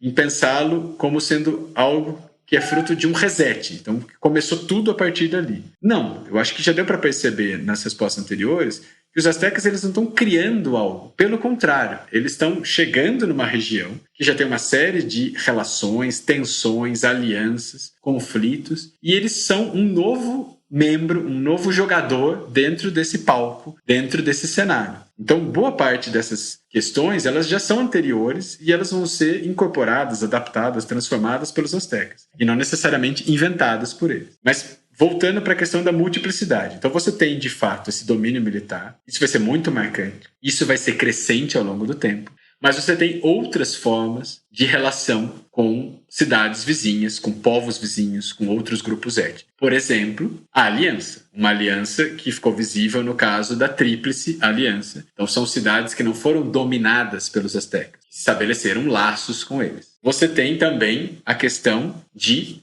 autonomia consentida, ou seja, você tem várias cidades, principalmente em locais estratégicos, pensando do ponto de vista geográfico, que elas nunca foram conquistadas pelos astecas, que não foram conquistadas por outros povos, mas que tinham uma autonomia justamente por serem cidades de grande intersecção comercial. Então são cidades que tinham a sua autonomia reconhecida por vários povos diferentes que usavam aquela cidade como parte das suas rotas comerciais de acesso a produtos inacessíveis no local em que eles viviam. Então você tem ali regiões que não foram e nem tentaram ser conquistadas pelos astecas, que nem foi tentado a conquista por parte dos astecas. E você tem também outros lugares em que não foram conquistados, seja por falta de condição, seja por outras lógicas locais. Por exemplo, se tiver um episódio, como você está prometendo, aí, sobre a conquista do México, um dos principais aliados dos espanhóis foi uma cidade chamada Tlaxcala. Cidade que existe até hoje, inclusive. Uma cidade importante que forneceu muita expertise, forneceu mão de obra, forneceu informações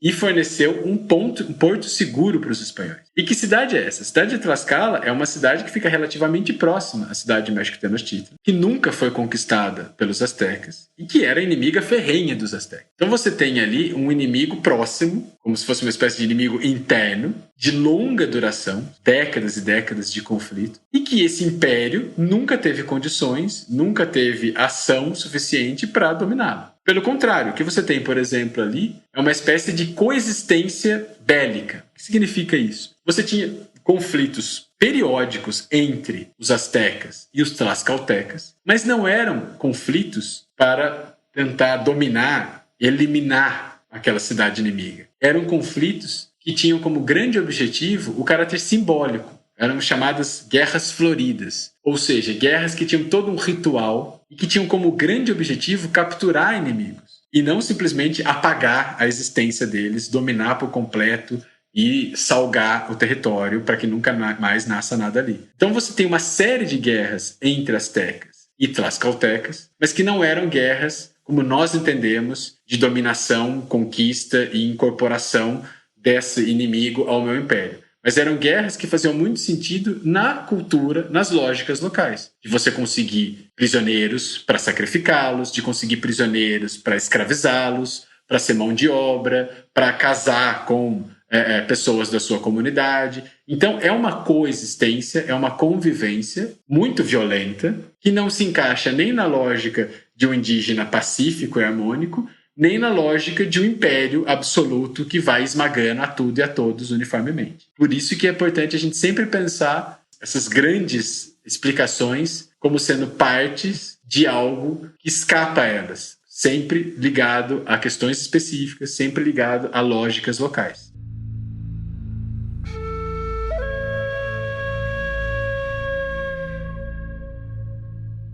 Em 1427, uma confederação de cidades-estado surge, criando o Império Azteca.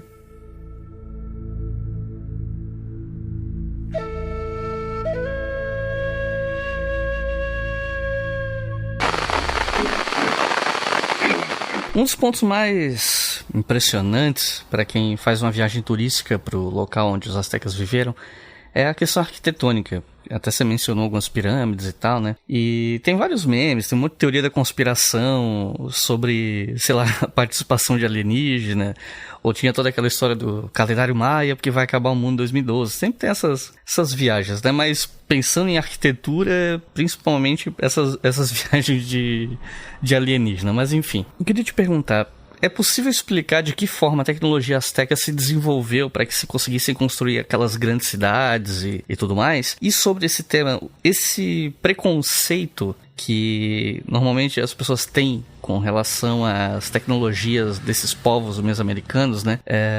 O que você pode comentar sobre esse preconceito que a galera tem, assim, com essas tecnologias, esses saberes, digamos assim, mais científicos desses povos? Eu acho que o primeiro é tentar reforçar a ideia de que quando eu não entendo alguma coisa, ou quando aquela coisa não se encaixa numa visão de mundo, de um preconceito, de um estereótipo anterior, eu tento criar uma resposta externa que escape disso. Então, eu não entendo as questões religiosas locais, eu vou tentar associar com o dilúvio, eu vou tentar associar com o êxodo, vou tentar associar com o diabo. É um elemento externo que serve para eu tentar traduzir o que é estranho em algo familiar. E o caso dos alienígenas é isso elevado à última potência. Então, como que eu explico essas construções complexas, essas cidades gigantescas, num lugar em que, teoricamente, isso não existiria? Porque você tem todo um estereótipo muito forte, muito cruel, muito violento do indígena como sendo atrasado, como sendo bárbaro, como sendo selvagem.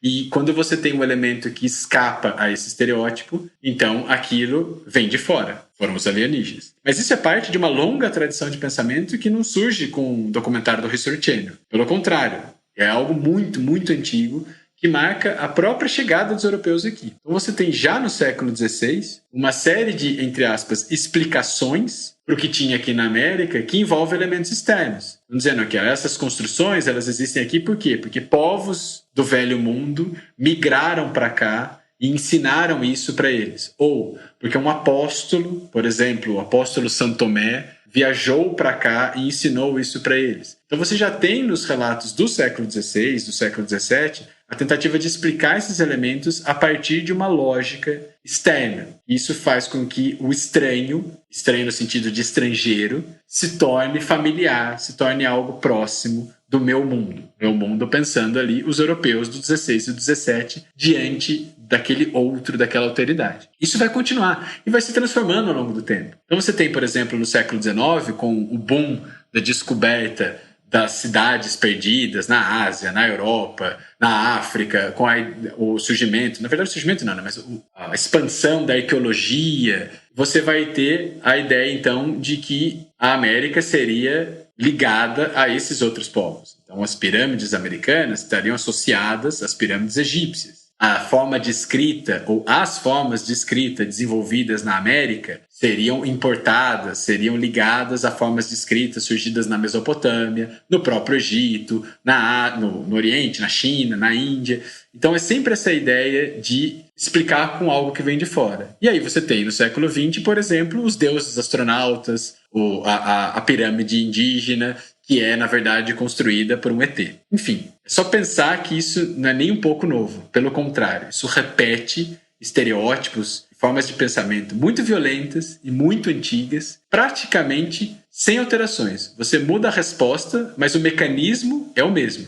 E é um mecanismo que apaga a historicidade dos indígenas, que apaga a vida, que apaga as transformações dos indígenas, e que interpreta que as coisas só mudam para o elemento externo. Então, o indígena ele só vai mudar se chegar um europeu, se chegar um alienígena, se chegar um egípcio explicando para eles como é que constrói. Além disso, a gente tem que pensar por que a gente destaca estas características em detrimento de outras. Então, sempre que vai falar sobre o grande desenvolvimento dos indígenas, você vai recair em grandes construções, grandes templos, grandes cidades. Por quê? Porque isso é algo que remete, de novo, ao olhar europeu, que privilegiava esse tipo de coisa. Então, qual que é o grande foco dos espanhóis nas primeiras décadas que eles estão aqui? Tentar encontrar o que eles esperavam encontrar, que era tentar encontrar os grandes povos do Oriente, o grande Khan, que tinha ali um império muito rico. Então, eles iam atrás de cidades, eles iam atrás de reis, eles iam atrás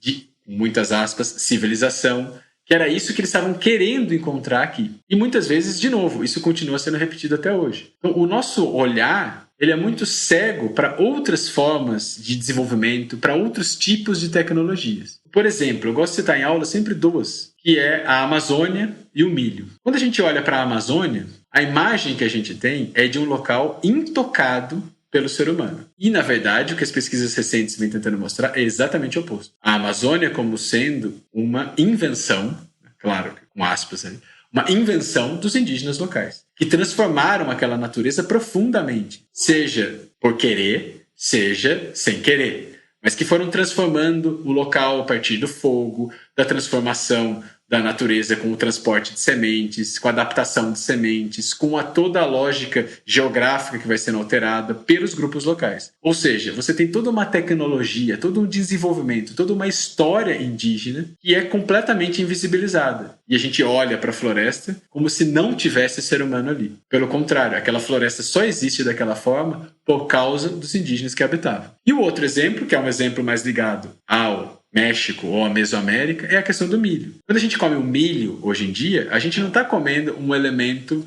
um produto natural, no sentido de intocado pelo ser humano. A gente está comendo um cereal que foi inventado pelos indígenas. Em que sentido? O milho não existia na natureza. O que você tem, na verdade, eram outros cereais que foram sendo, ao longo de muitos e muitos anos, adaptado, transformado, selecionado pelos indígenas, principalmente ali da região da Mesoamérica, da região dos Andes, também na América do Sul, e que vão transformando esse cereal a ponto dele virar um outro cereal, que é o milho, que tem uma espiga muito maior, que tem muito mais grãos, que é muito mais resistente e que tem uma capa, né, uma palha que protege muito mais dos predadores, dos pássaros, das outras aves. Ou seja, a gente está olhando para uma coisa extremamente complexa, extremamente avançada, mas que, de novo, não se encaixa no que a gente espera, que é ter um monte de pedra empilhada. Quer ter uma pirâmide, quer ter um templo, quer ter uma casa, quer ter uma cidade, quer ter uma estrada. Isso eu acho que vale muito a pena. Por quê? Porque quebra um pouco a ideia de que eu tenho que encontrar aqui a mesma coisa que eu deveria encontrar em outros locais, em outras culturas, em outros continentes, para a gente pensar sempre a partir do local e não sempre a partir de como o elemento externo olha para esse local. Além disso, de novo, né, como eu falei em outros momentos, os astecas eles não dão um reset.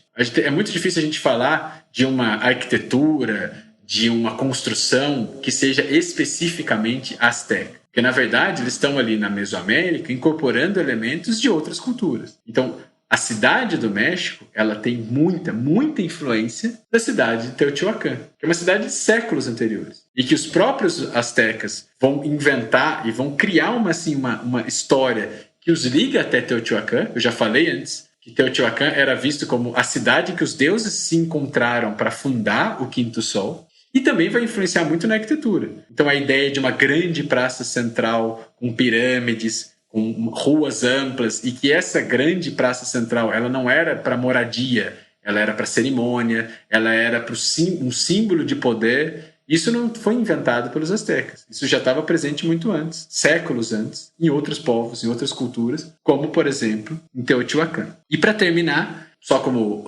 curiosidade, esses enormes complexos arquitetônicos, eles foram construídos principalmente a partir de força humana. Por quê? Porque você não tinha ali animais de carga domesticados. Então você não tinha, por exemplo, na América, vaca, cavalo, poderia ser usado como força para transportar esses blocos de pedra. E você também não tinha a roda como meio de transporte. Então, todas essas construções elas foram transportadas, elaboradas, construídas por mão de obra humana, carregando essas pedras, cortando essas pedras e levando essas pedras para o alto dessas pirâmides. Ou seja, também uma coisa um pouco diferente do que a gente tem como modelo de construções na Europa ou na Ásia, que envolvem muito a tração animal e muito a roda como meio de transporte. Tenochtitlan vivia lutando com a força das águas, e um dos primeiros projetos de Montezuma foi proteger a bela cidade das constantes inundações que a flagelavam.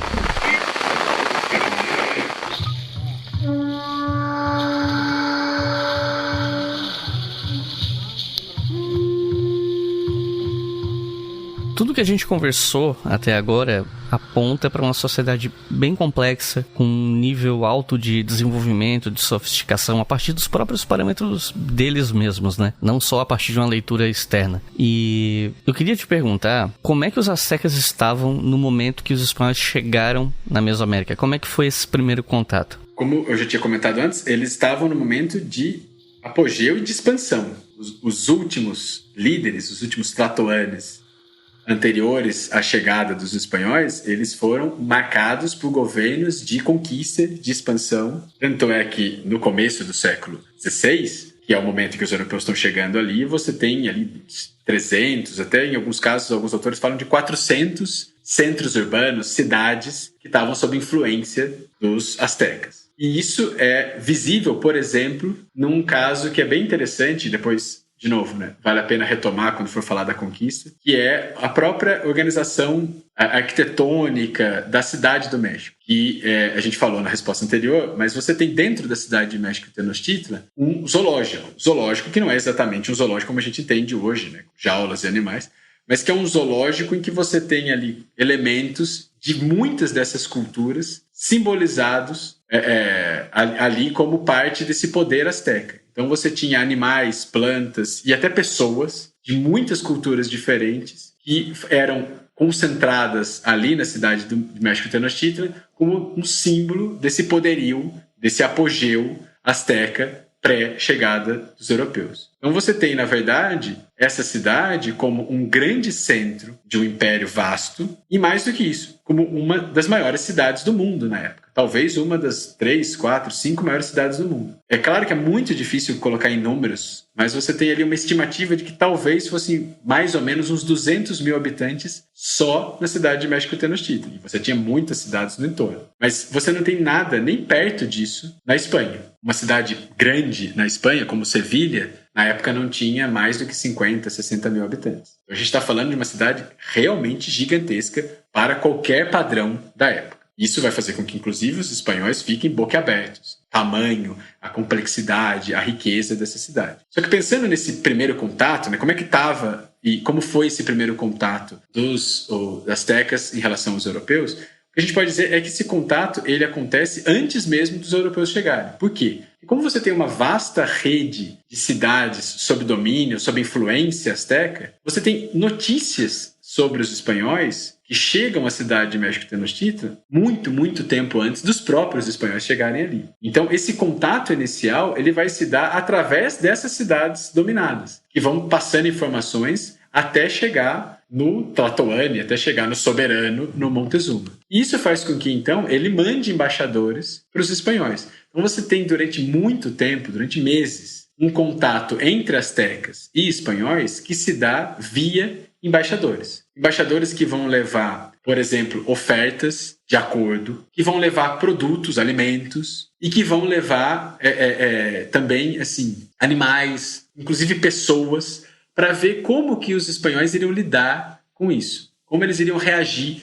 diante dessas propostas, desses alimentos, diante desses presentes dados a eles. Isso quebra uma imagem que é muito forte, é um estereótipo muito marcante, e até hoje, até em debate de Twitter, volta, que é a ideia de que os espanhóis pegaram os astecas desprevenidos. Os astecas não estavam esperando o contato. E pior, quando esse contato aconteceu e assustou os astecas teriam interpretado que os espanhóis eram deuses. E por isso teriam ficado ali atônitos, prostrados, e os espanhóis se aproveitaram disso e dominaram tudo. Quando a gente percebe que esse contato ele é muito indireto, ele é muito anterior, fica claro para a gente que os astecas não foram pegos de surpresa. Você tem meses de contatos, negociações, trocas de informações que antecedem a chegada dos espanhóis. E mais do que isso, que eles estão também sondando os espanhóis. Por exemplo, tem um caso interessante em que um embaixador leva 3 tipos de comida para os espanhóis. Comida que os astecas associavam aos seres humanos, comida que os astecas associavam aos animais e comida que os astecas associavam às divindades. Por quê? Porque eles estavam sondando, eles queriam saber como seria a reação desse povo diferente diante dessas oferendas. Qual elas iriam consumir, o que eles iriam fazer diante disso. Então, eles não estão simplesmente cegos, atônitos, diante de alguém superior, mais esperto. Pelo contrário, eles estão sondando, agindo, mapeando para saber como reagir. E aí, isso vai culminar no contato pessoal mesmo. Porque você tem, depois de todo esse tempo de contato através de embaixadores, contatos indiretos, os espanhóis chegam na cidade de México Tenochtitlan e aí você tem um encontro entre o líder da expedição espanhola, que é o Hernán Cortés, com o líder, o Tlatoani local, que é o Montezuma. Eles se encontram pessoalmente. Tem, inclusive, algumas gafes. O Cortés chega a tentar abraçar o Montezuma, e aí os nobres não deixam, porque isso seria visto como um desrespeito. E depois disso, você vai ter um período em que os espanhóis ficam dentro da cidade de México Tenochtitlan. Eu não vou entrar nesses detalhes, porque, de novo, seria abrir um outro episódio. Já o episódio está ficando longo. Daqui a pouco vai deixar de ser um episódio de História FM e virar um episódio do Xadrez Verbal. Então, a gente não vai entrar muito em detalhes. Mas eu só queria mostrar como esse contato ele pode ser interpretado de diferentes formas. Então, os espanhóis chegam na cidade, são recepcionados pelo líder local e passam a viver ali, viver num palácio que o próprio Montezuma dá a eles. Fala, vocês podem se estabelecer nesse palácio aqui. Isso vai ser interpretado por algumas fontes espanholas como sendo uma fraqueza do Montezuma. O Montezuma, ele titubeou, ele não soube como agir. Ele foi fraco e ele acabou meio que entregando o império dele para os espanhóis de mão beijada. Só que você tem uma parte da historiografia, principalmente uma historiografia recente, que vai fazer uma leitura totalmente oposta. Vai dizer o seguinte, olha, você tem um historiador norte-americano chamado Matthew Reston, que ele, norte-americano não, inglês, né? O Matthew Reston, que ele vai dizer o seguinte, que na verdade o Montezuma, ele não fraquejou ao deixar os espanhóis viverem ali dentro. Pelo contrário, ele tentou manter os espanhóis do seu lado, justamente para poder vigiá-los, mantê-los próximos no sentido de controlar a circulação deles. E aí colocar todos eles dentro de um único palácio era estratégico, porque daí você tem ali um único lugar que você tem que vigiar. E mais do que isso, ele chega a sugerir o seguinte: os espanhóis viverem um tempo dentro da cidade de México Tenochtitlan seria parte dessa lógica do Montezuma de criar o seu grande zoológico. Então, o Montezuma estaria, entre aspas, adicionando os espanhóis ao seu grande zoológico, ao grande símbolo de poder dele. Seria mais um povo que ele estaria incorporando ali. Então, a gente pode ter duas interpretações completamente opostas para uma mesma atitude. Por quê? Porque a gente está lidando com pontos de vista diferentes, com fontes diferentes e com lógicas diferentes de se interpretar as reações, seja de espanhóis, seja de indígenas. Principalmente, nesse caso, de astecas. Esse é um tema que a gente pode abordar depois, né? A gente já cantou essa bola de um episódio futuro sobre conquista, mas eu não vou terminar esse episódio, né, sem perguntar como é que foi o declínio do Império Azteca, né? Eu vi que tem aparecido algumas pesquisas que apontam que o principal motivo da derrota dos aztecas frente aos espanhóis foram as doenças. E, na verdade, é uma interpretação relativamente antiga, né? O que muda às vezes é o peso que cada pesquisa dá para um fator ou outro e tal. E aí eu queria ouvir a tua perspectiva sobre isso, né? Sobre essa questão das doenças terem sido determinantes na conquista dos espanhóis e também saber como é que foi a resistência azteca. Bom, antes só um depoimento pessoal. Assim. Esse tipo de questão ele era muito mais difícil de ser explicado antes da pandemia de Covid. E quando eu falava de bactérias, vírus, que os indígenas não tinham anticorpos, porque eles não existiam na região, isso era meio que abstrato demais para os alunos, principalmente quando falava para alunos de ensino médio, ensino fundamental, mais ainda. E agora fica muito visível isso, né? Quando você tem um vírus, uma bactéria, uma doença que não existia até então, você pega todas as pessoas da região desprevenidas. Isso faz com que o impacto dessa doença seja muito mais violento e muito mais rápido e acabe meio que desestruturando aquela sociedade. Então, assim, sem sombra de dúvidas, as doenças foram devastadoras na América. Que doenças? Doenças como, por exemplo, a varíola, a gripe, o sarampo. Essas doenças, elas não existiam no continente americano. E quando elas chegam, elas já têm toda uma trajetória de disseminação e de epidemias cíclicas na Europa. Então elas também afetam os europeus, é evidente. Mas elas afetam muito desproporcionalmente aos indígenas. E aí não só os astecas, a gente está falando dos indígenas como um todo. Os indígenas que se aliaram aos espanhóis, eles também sofreram muito com essas epidemias. As epidemias, elas não respeitam laços de aliança ou características étnicas, culturais, como a gente já pôde ver nos últimos anos, de novo, infelizmente. Mas o que vale a pena falar, eu acho que é destacar primeiro que as doenças, elas estão dentro de um contexto maior e o impacto delas se dá para além da questão da pessoa morrer porque ficou doente. Por exemplo, As doenças, elas acabam sendo muito mais rápidas do que os próprios espanhóis. Você tem pessoas morrendo de varíola muito antes delas terem visto um espanhol pessoalmente. Tem 2 exemplos muito simbólicos. Quando o Montezuma morre, ele é sucedido, você tem um novo soberano asteca, que se chama Cuitlahuac, que era um parente dele. O Cuitlahuac governou por pouquíssimo tempo, por quê? Porque ele morreu, provavelmente de varíola, mesmo sem ter um contato estreito, direto, pessoal com os espanhóis. Pelo contrário, ele estava lutando contra os espanhóis. E tem um outro exemplo que é mais simbólico ainda, que aí não é do México, lá do caso dos Incas, que o Inca, o governante, o soberano do Império Inca, na época em que os espanhóis chegaram, era um líder chamado Huayna Capac. E muito provavelmente ele morreu de alguma doença trazida pelos europeus, sem nunca ter visto um europeu. Então, nem chegar perto. Os europeus estavam a centenas de quilômetros de distância, mas a doença já tinha chegado até ele, e ele acaba morrendo com essa doença. Primeiro isso, ela tem uma lógica que ela não é delimitada pelos espaços dos espanhóis, porque depois que chega na América, ela tem uma autonomia em relação a isso. Isso não significa que os espanhóis não tenham usado as doenças como arma. É claro que numa época em que você não conhecia vírus, bactéria, não se sabia como lidar e nem como as doenças eram passadas, transmitidas, você não tem a lógica de uma guerra biológica como a gente tem hoje em dia. Mas mesmo por tentativa e erro, por suposição, você tem, por exemplo, os espanhóis tentando infectar os inimigos, colocando roupas de pessoas que morreram doentes num poço, ou levando pessoas doentes para determinada localidade. Mas isso é de forma muito embrionária, porque os espanhóis e os indígenas não sabiam exatamente como que essas doenças passavam, eram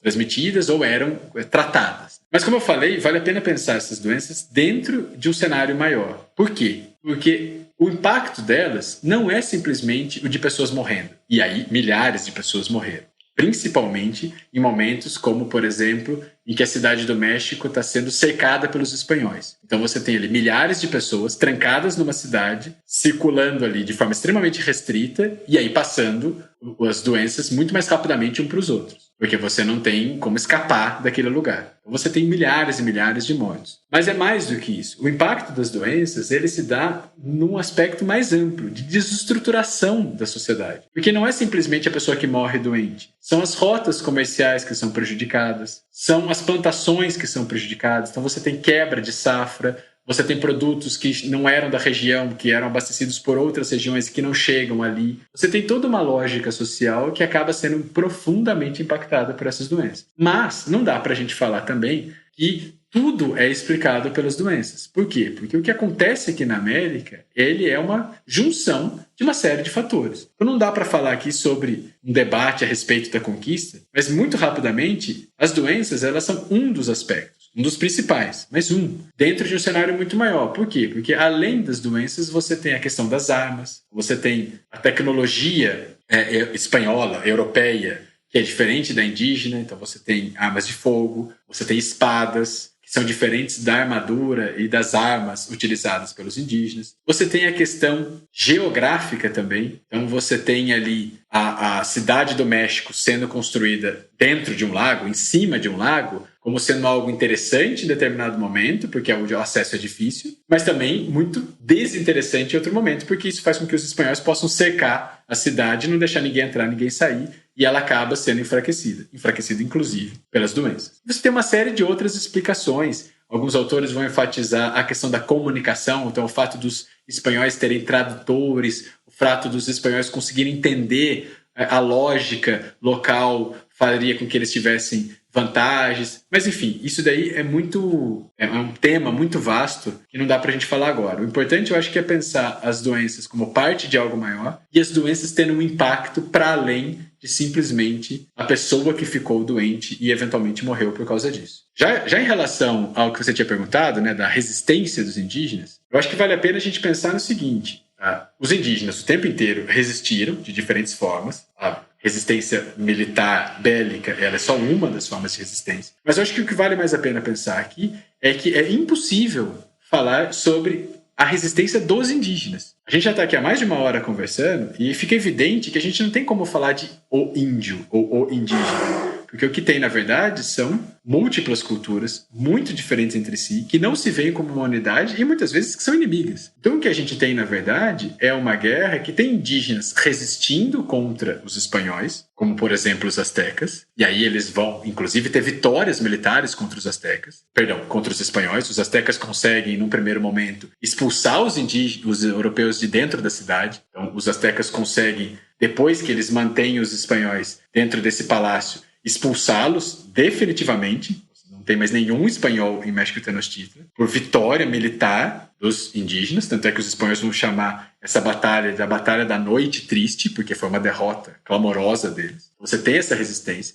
Mas você tem o outro lado também, que são indígenas, como, por exemplo, os indígenas tlaxcaltecas, que eles não estão resistindo aos espanhóis. Pelo contrário, eles estão lutando ao lado dos espanhóis contra os mexicas, contra os astecas. Então, nesse sentido, quando a gente está falando da conquista, quando a gente está falando dessa relação entre espanhóis e indígenas, é importante a gente pensar que, na verdade, a gente está falando de algo mais plural. Você tem indígenas que resistiram aos espanhóis, você tem indígenas que lutaram ao lado dos espanhóis. Você tem indígenas que foram derrotados pelos invasores e você tem indígenas que venceram outros indígenas ao lado dos invasores. Então, nesse sentido, a gente pode falar, por exemplo, que alguns historiadores citam, dos índios conquistadores, dos índios vitoriosos na conquista, e não só do indígena que lutou e que foi derrotado pelos europeus. Para pensar a resistência dentro desse cenário maior. É uma resistência dentro de um cenário de múltiplas reações dos indígenas e não simplesmente de algo homogêneo, o índio lutando contra outro lado também homogêneo, o espanhol. The dead whistle the Aztec use for special ceremonies, for Day of the Dead celebration, and also they use when they have a war. So this is the dead whistle.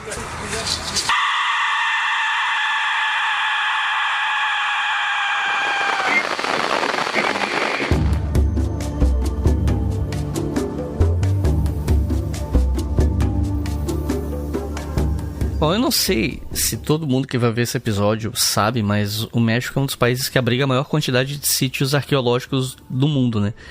E isso faz a gente pensar em quais são as fontes que sobreviveram, que falam sobre quem foram os astecas. E levando em conta que muita coisa foi destruída pelos espanhóis, mas também muita coisa sobreviveu de um ponto de vista arquitetônico.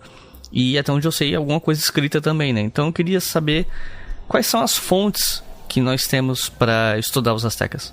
Bom, na questão da arquitetura, como eu tinha comentado antes, a cidade de México Tenochtitlan, ela foi invadida pelos espanhóis, né, pelos seus aliados indígenas, foi destruída e foi literalmente desmontada. Você tem grandes templos que foram destruídos e as pedras que estavam sendo usadas ali vão ser usadas para fazer base para a construção de igrejas, para a construção de casas europeias. Então você tem uma cidade em cima da outra. Do ponto de vista da arquitetura, então, é o subsolo da cidade do México que tem muita coisa ainda a ser descoberta. E a gente tem que pensar que essa cidade foi construída em um lago, né? Como eu já tinha contado antes. Só que esse lago também desapareceu. Esse lago foi drenado e secou. Então a gente tem um terreno ali que tem ainda muita coisa a ser descoberta, só que você tem uma cidade, uma megalópole em cima dela.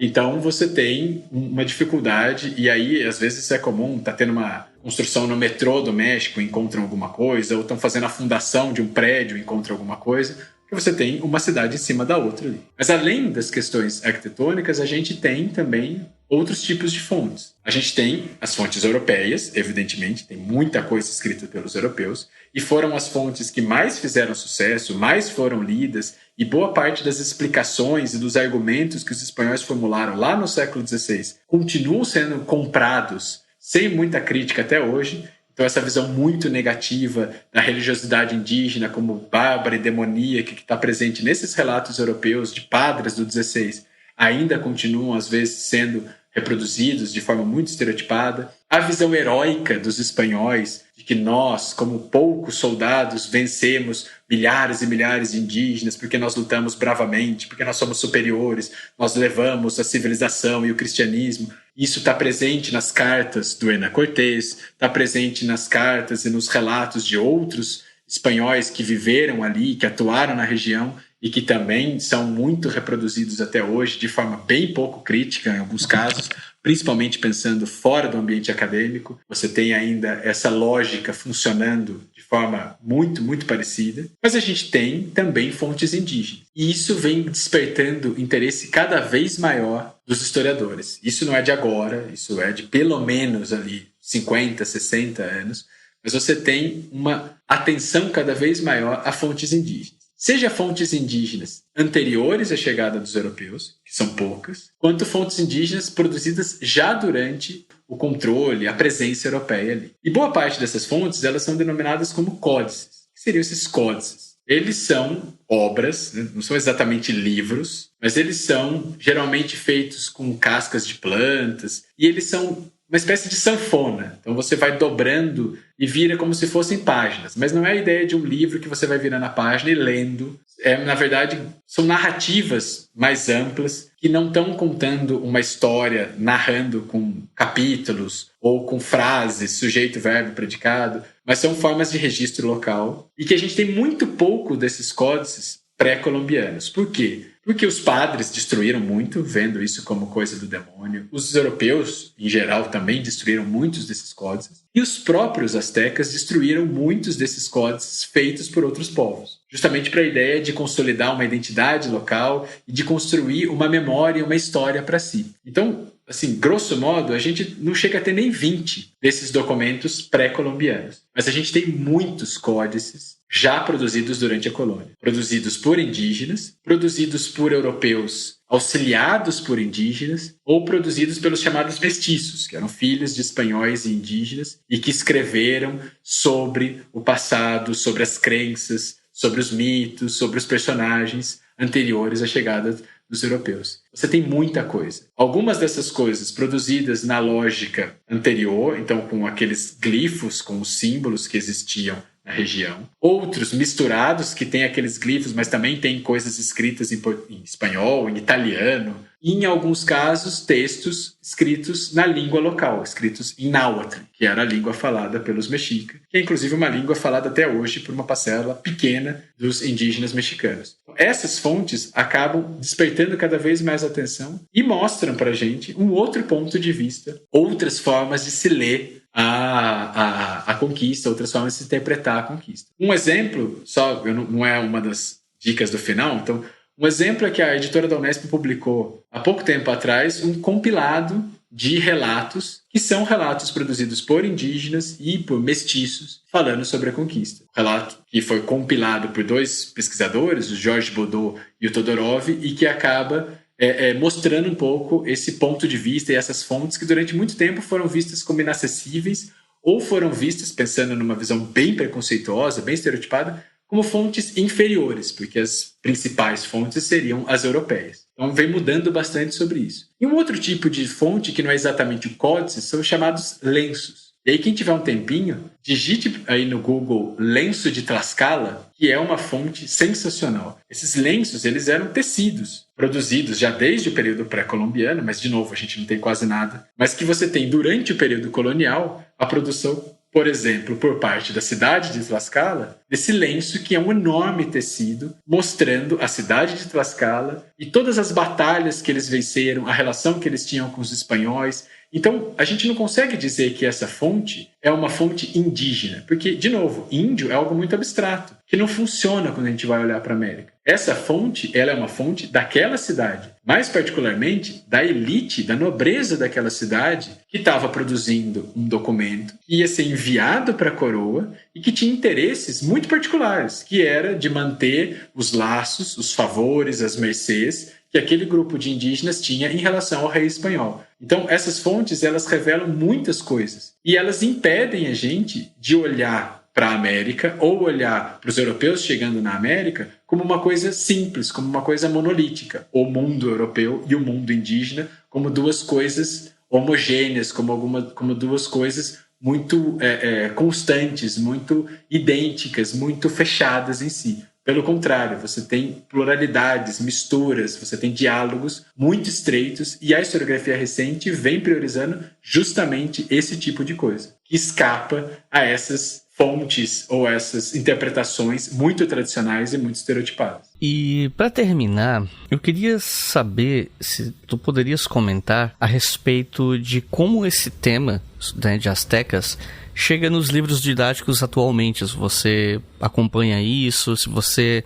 sabe dizer se os livros didáticos estão atualizados em relação a esse tema, as coisas mais recentes, enfim. Como é que os astecas vão aparecer em sala de aula? Existe um lugar comum de falar mal de livro didático e eu me afasto muito dele. Até por ter trabalhado auxiliando em alguns livros didáticos, eu já vi o outro lado, né, como que eles são produzidos. E é um desafio gigantesco. E eu acho que os livros didáticos vêm melhorando muito ao longo do tempo. Nos últimos anos, década, por exemplo, a gente tem um salto qualitativo expressivo. De questionamento, de estereótipos, de outras visões, outros personagens, mostrando que a história é muito mais do que uma lista de soberanos, de uma lista de reis. Pelo contrário, mostrando como isso apaga outros personagens. E eu acho que isso se reflete também, né, nas poucas partes dos livros didáticos que falam sobre a história da América. Só que eu acho que tem ainda uma coisa muito forte, que é de ter aquele capítulo obrigatório que fala de Incas, Maias e Astecas. É sempre essa lógica, que eu acho que não tem como a gente escapar totalmente dela, mas que vale a pena pensar um pouquinho por que a gente está falando desses três, o que a gente busca ao elencar esses três como sendo os povos a serem estudados, e principalmente o que fica de fora. Por exemplo, quando eu estou privilegiando impérios, cidades, eu estou trabalhando numa lógica em que grupos nômades, grupos com outras organizações sociais seriam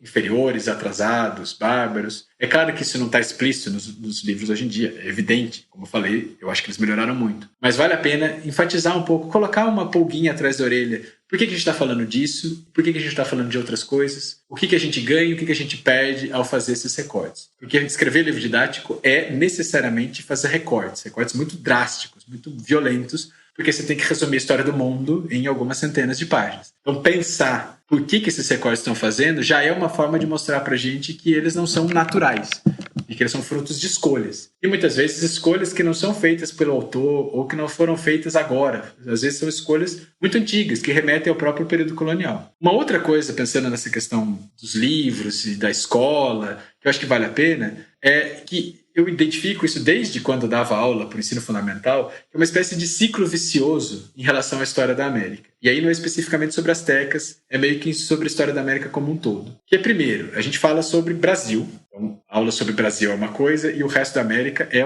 literalmente o resto. E aí esse ciclo vicioso faz com que a gente tenha pouquíssimo contato com a história da América. Por quê? Porque muitas vezes os professores tiveram pouco contato, aí eles não têm muita familiaridade, nem muita vontade de falar sobre isso. Soma-se a isso o fato dos vestibulares, do Enem, também não perguntar muito sobre esse tema. Então aí você já tem um bom argumento, né? Então eu vou privilegiar outras coisas porque são mais cobradas. E isso faz com que, quando você está naquela correria de meio de semestre ou de final de ano, que não está dando tempo de completar o livro, de fechar a matéria, é o pedaço que vai necessariamente ser cortado, é o capítulo pulado, é o capítulo que você dá como atividade para a pessoa ler em casa, ou você faz um questionário e em meia hora você mata ele. E eu acho que isso é muito ruim. É claro, eu estou sendo clubista aqui, evidentemente, porque é a parte que eu estudo e que eu gosto, dedico desde que eu entrei na graduação a pesquisar. Mas eu acho que tem um outro aspecto para além de pensar a história da América, que eu acho que é um local, é um momento, e são debates e temas muito fortes, muito presentes até hoje. Eu acho que dá para a gente pensar, por exemplo, no livro didático, em puxar questões nas partes de história da América Espanhola ou nas partes da América Inglesa, esse resto da América que não é a história do Brasil, que são muito, muito importantes para a gente pensar o nosso presente, para a gente pensar a forma como nós olhamos para a nossa identidade, a forma como nós olhamos para outras culturas, o lugar que tem o indígena na nossa sociedade, o lugar que o indígena é encaixado muitas vezes à força dentro dessa sociedade, pensar a questão dos silenciamentos, pensar a questão de como a nossa história ela é fruto de uma construção, ela não é algo dada. Então, por que eu falo sobre isso? Quando eu estou falando sobre isso, do que eu não estou falando? Então, acho que pensar os astecas, ou mais amplamente, essa América pré-colombiana, é abrir espaço para a gente questionar uma série de coisas fundamentais para a nossa visão do que é história, para a nossa visão do que é o nosso passado ou a nossa identidade.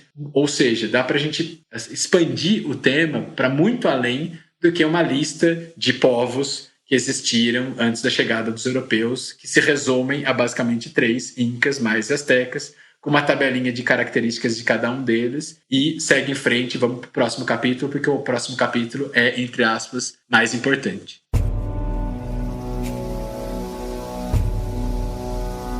Em 1519, começa a campanha de conquista dos astecas empreendida pelos espanhóis, que contaram com a ajuda de aliados indígenas de povos insatisfeitos com a dominação asteca.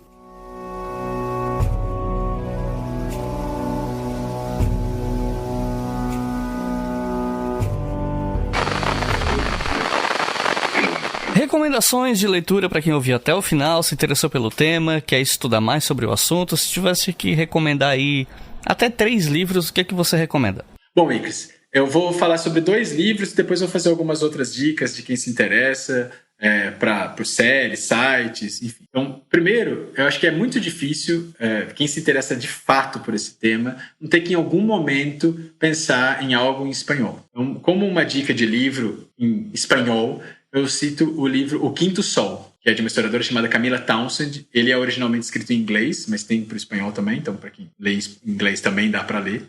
Que é um livro muito interessante, relativamente recente, e que fala muito sobre esse período pré-colombiano a partir dos relatos indígenas. Então ele não está pensando ali no relato do espanhol que veio para cá, mas sim nessa documentação que durante muito tempo foi vista como inferior, como mítica, como complexa, e que agora ela está jogando luz. Ela e mais muitos outros autores estão jogando luz. Então, O Quinto Sol, da Camila Townsend, eu acho que é uma ótima dica para quem não fala português. Para quem fala português, a minha dica não é necessariamente um livro, eu vou falar do livro, mas é um autor, que é o professor da USP, que eu já citei durante a entrevista, o Eduardo Natalino dos Santos. Ele tem muita coisa produzida, não sobre astecas especificamente, mas sobre muita coisa a respeito do período pré-colombiano. Sobre incas, sobre astecas, sobre outros povos mesoamericanos, sobre o próprio conceito de Mesoamérica, sobre as fontes indígenas. Então tem muita coisa muito interessante.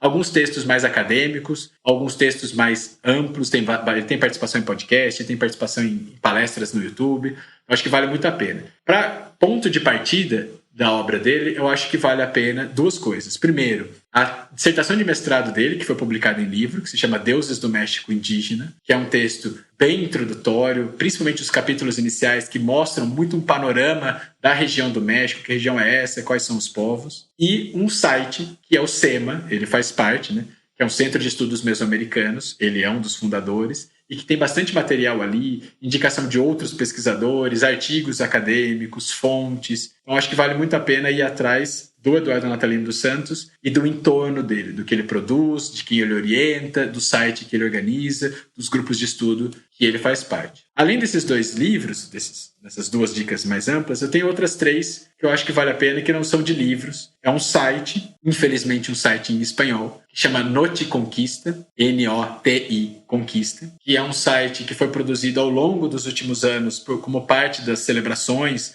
dos 500 anos da conquista do México, da derrota dos astecas para os europeus, e é um site que tem textos de muito, muito fácil acesso. São textos curtos, de uma página e meia, produzidos por pesquisadores de ponta e com uma linguagem e com uma lógica bem, bem interessante. Além disso, tem foto, mapa, tem tweet de personagens históricos. Então, assim, é muito legal, só que infelizmente está em espanhol. Em português, tem uma série, que é a série Hernan, que tem na Amazon, que é bem interessante. É claro, uma série ficcional, romantiza algumas coisas, simplifica outras, mas eu acho que, no geral, é uma série bem interessante, que mostra muito da cidade de México Tenochtitlan e a chegada dos europeus, a invasão da cidade e os conflitos que são gerados ali. E para terminar, um merchanzinho meu, né, que é o podcast Hora Americana, que tem episódios falando sobre a região da Mesoamérica, mas que tem muitas outras coisas para quem se interessa, para quem tem o bom gosto de se interessar por história da América. Então tem 50 episódios lá sobre vários temas, desde o período pré-colombiano até a história recente, a história do tempo presente. Então Então é isso, gente. Muito obrigado por terem ouvido até o final. Fica a dica para vocês procurarem o Hora Americana nas plataformas de podcast. E fica a dica também para vocês entrarem no nosso site historiafm.com, no post desse episódio, para pegar os links, os nomes desse material que o Luiz passou pra gente aqui no final. O site não tem anúncio, então fica tranquilo, vocês não vão entrar num site cheio de pop-up enchendo o saco. Fiquem tranquilos. E não se esqueçam da nossa campanha no Apoia-se, porque é ela que financia esse podcast. Você pode ajudar a partir de R$2 por mês, e com R$5 por mês vocês podem ouvir os episódios do História FM com antecedência. Então é isso, muito obrigado e até a próxima. Muito obrigado e, mais uma vez, abraço e tô honrado pelo convite.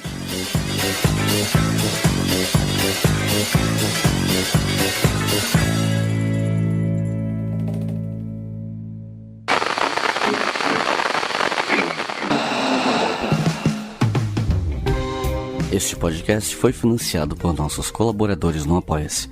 Acesse apoia.se/obrigahistoria e contribua para manter este projeto educacional gratuito no ar.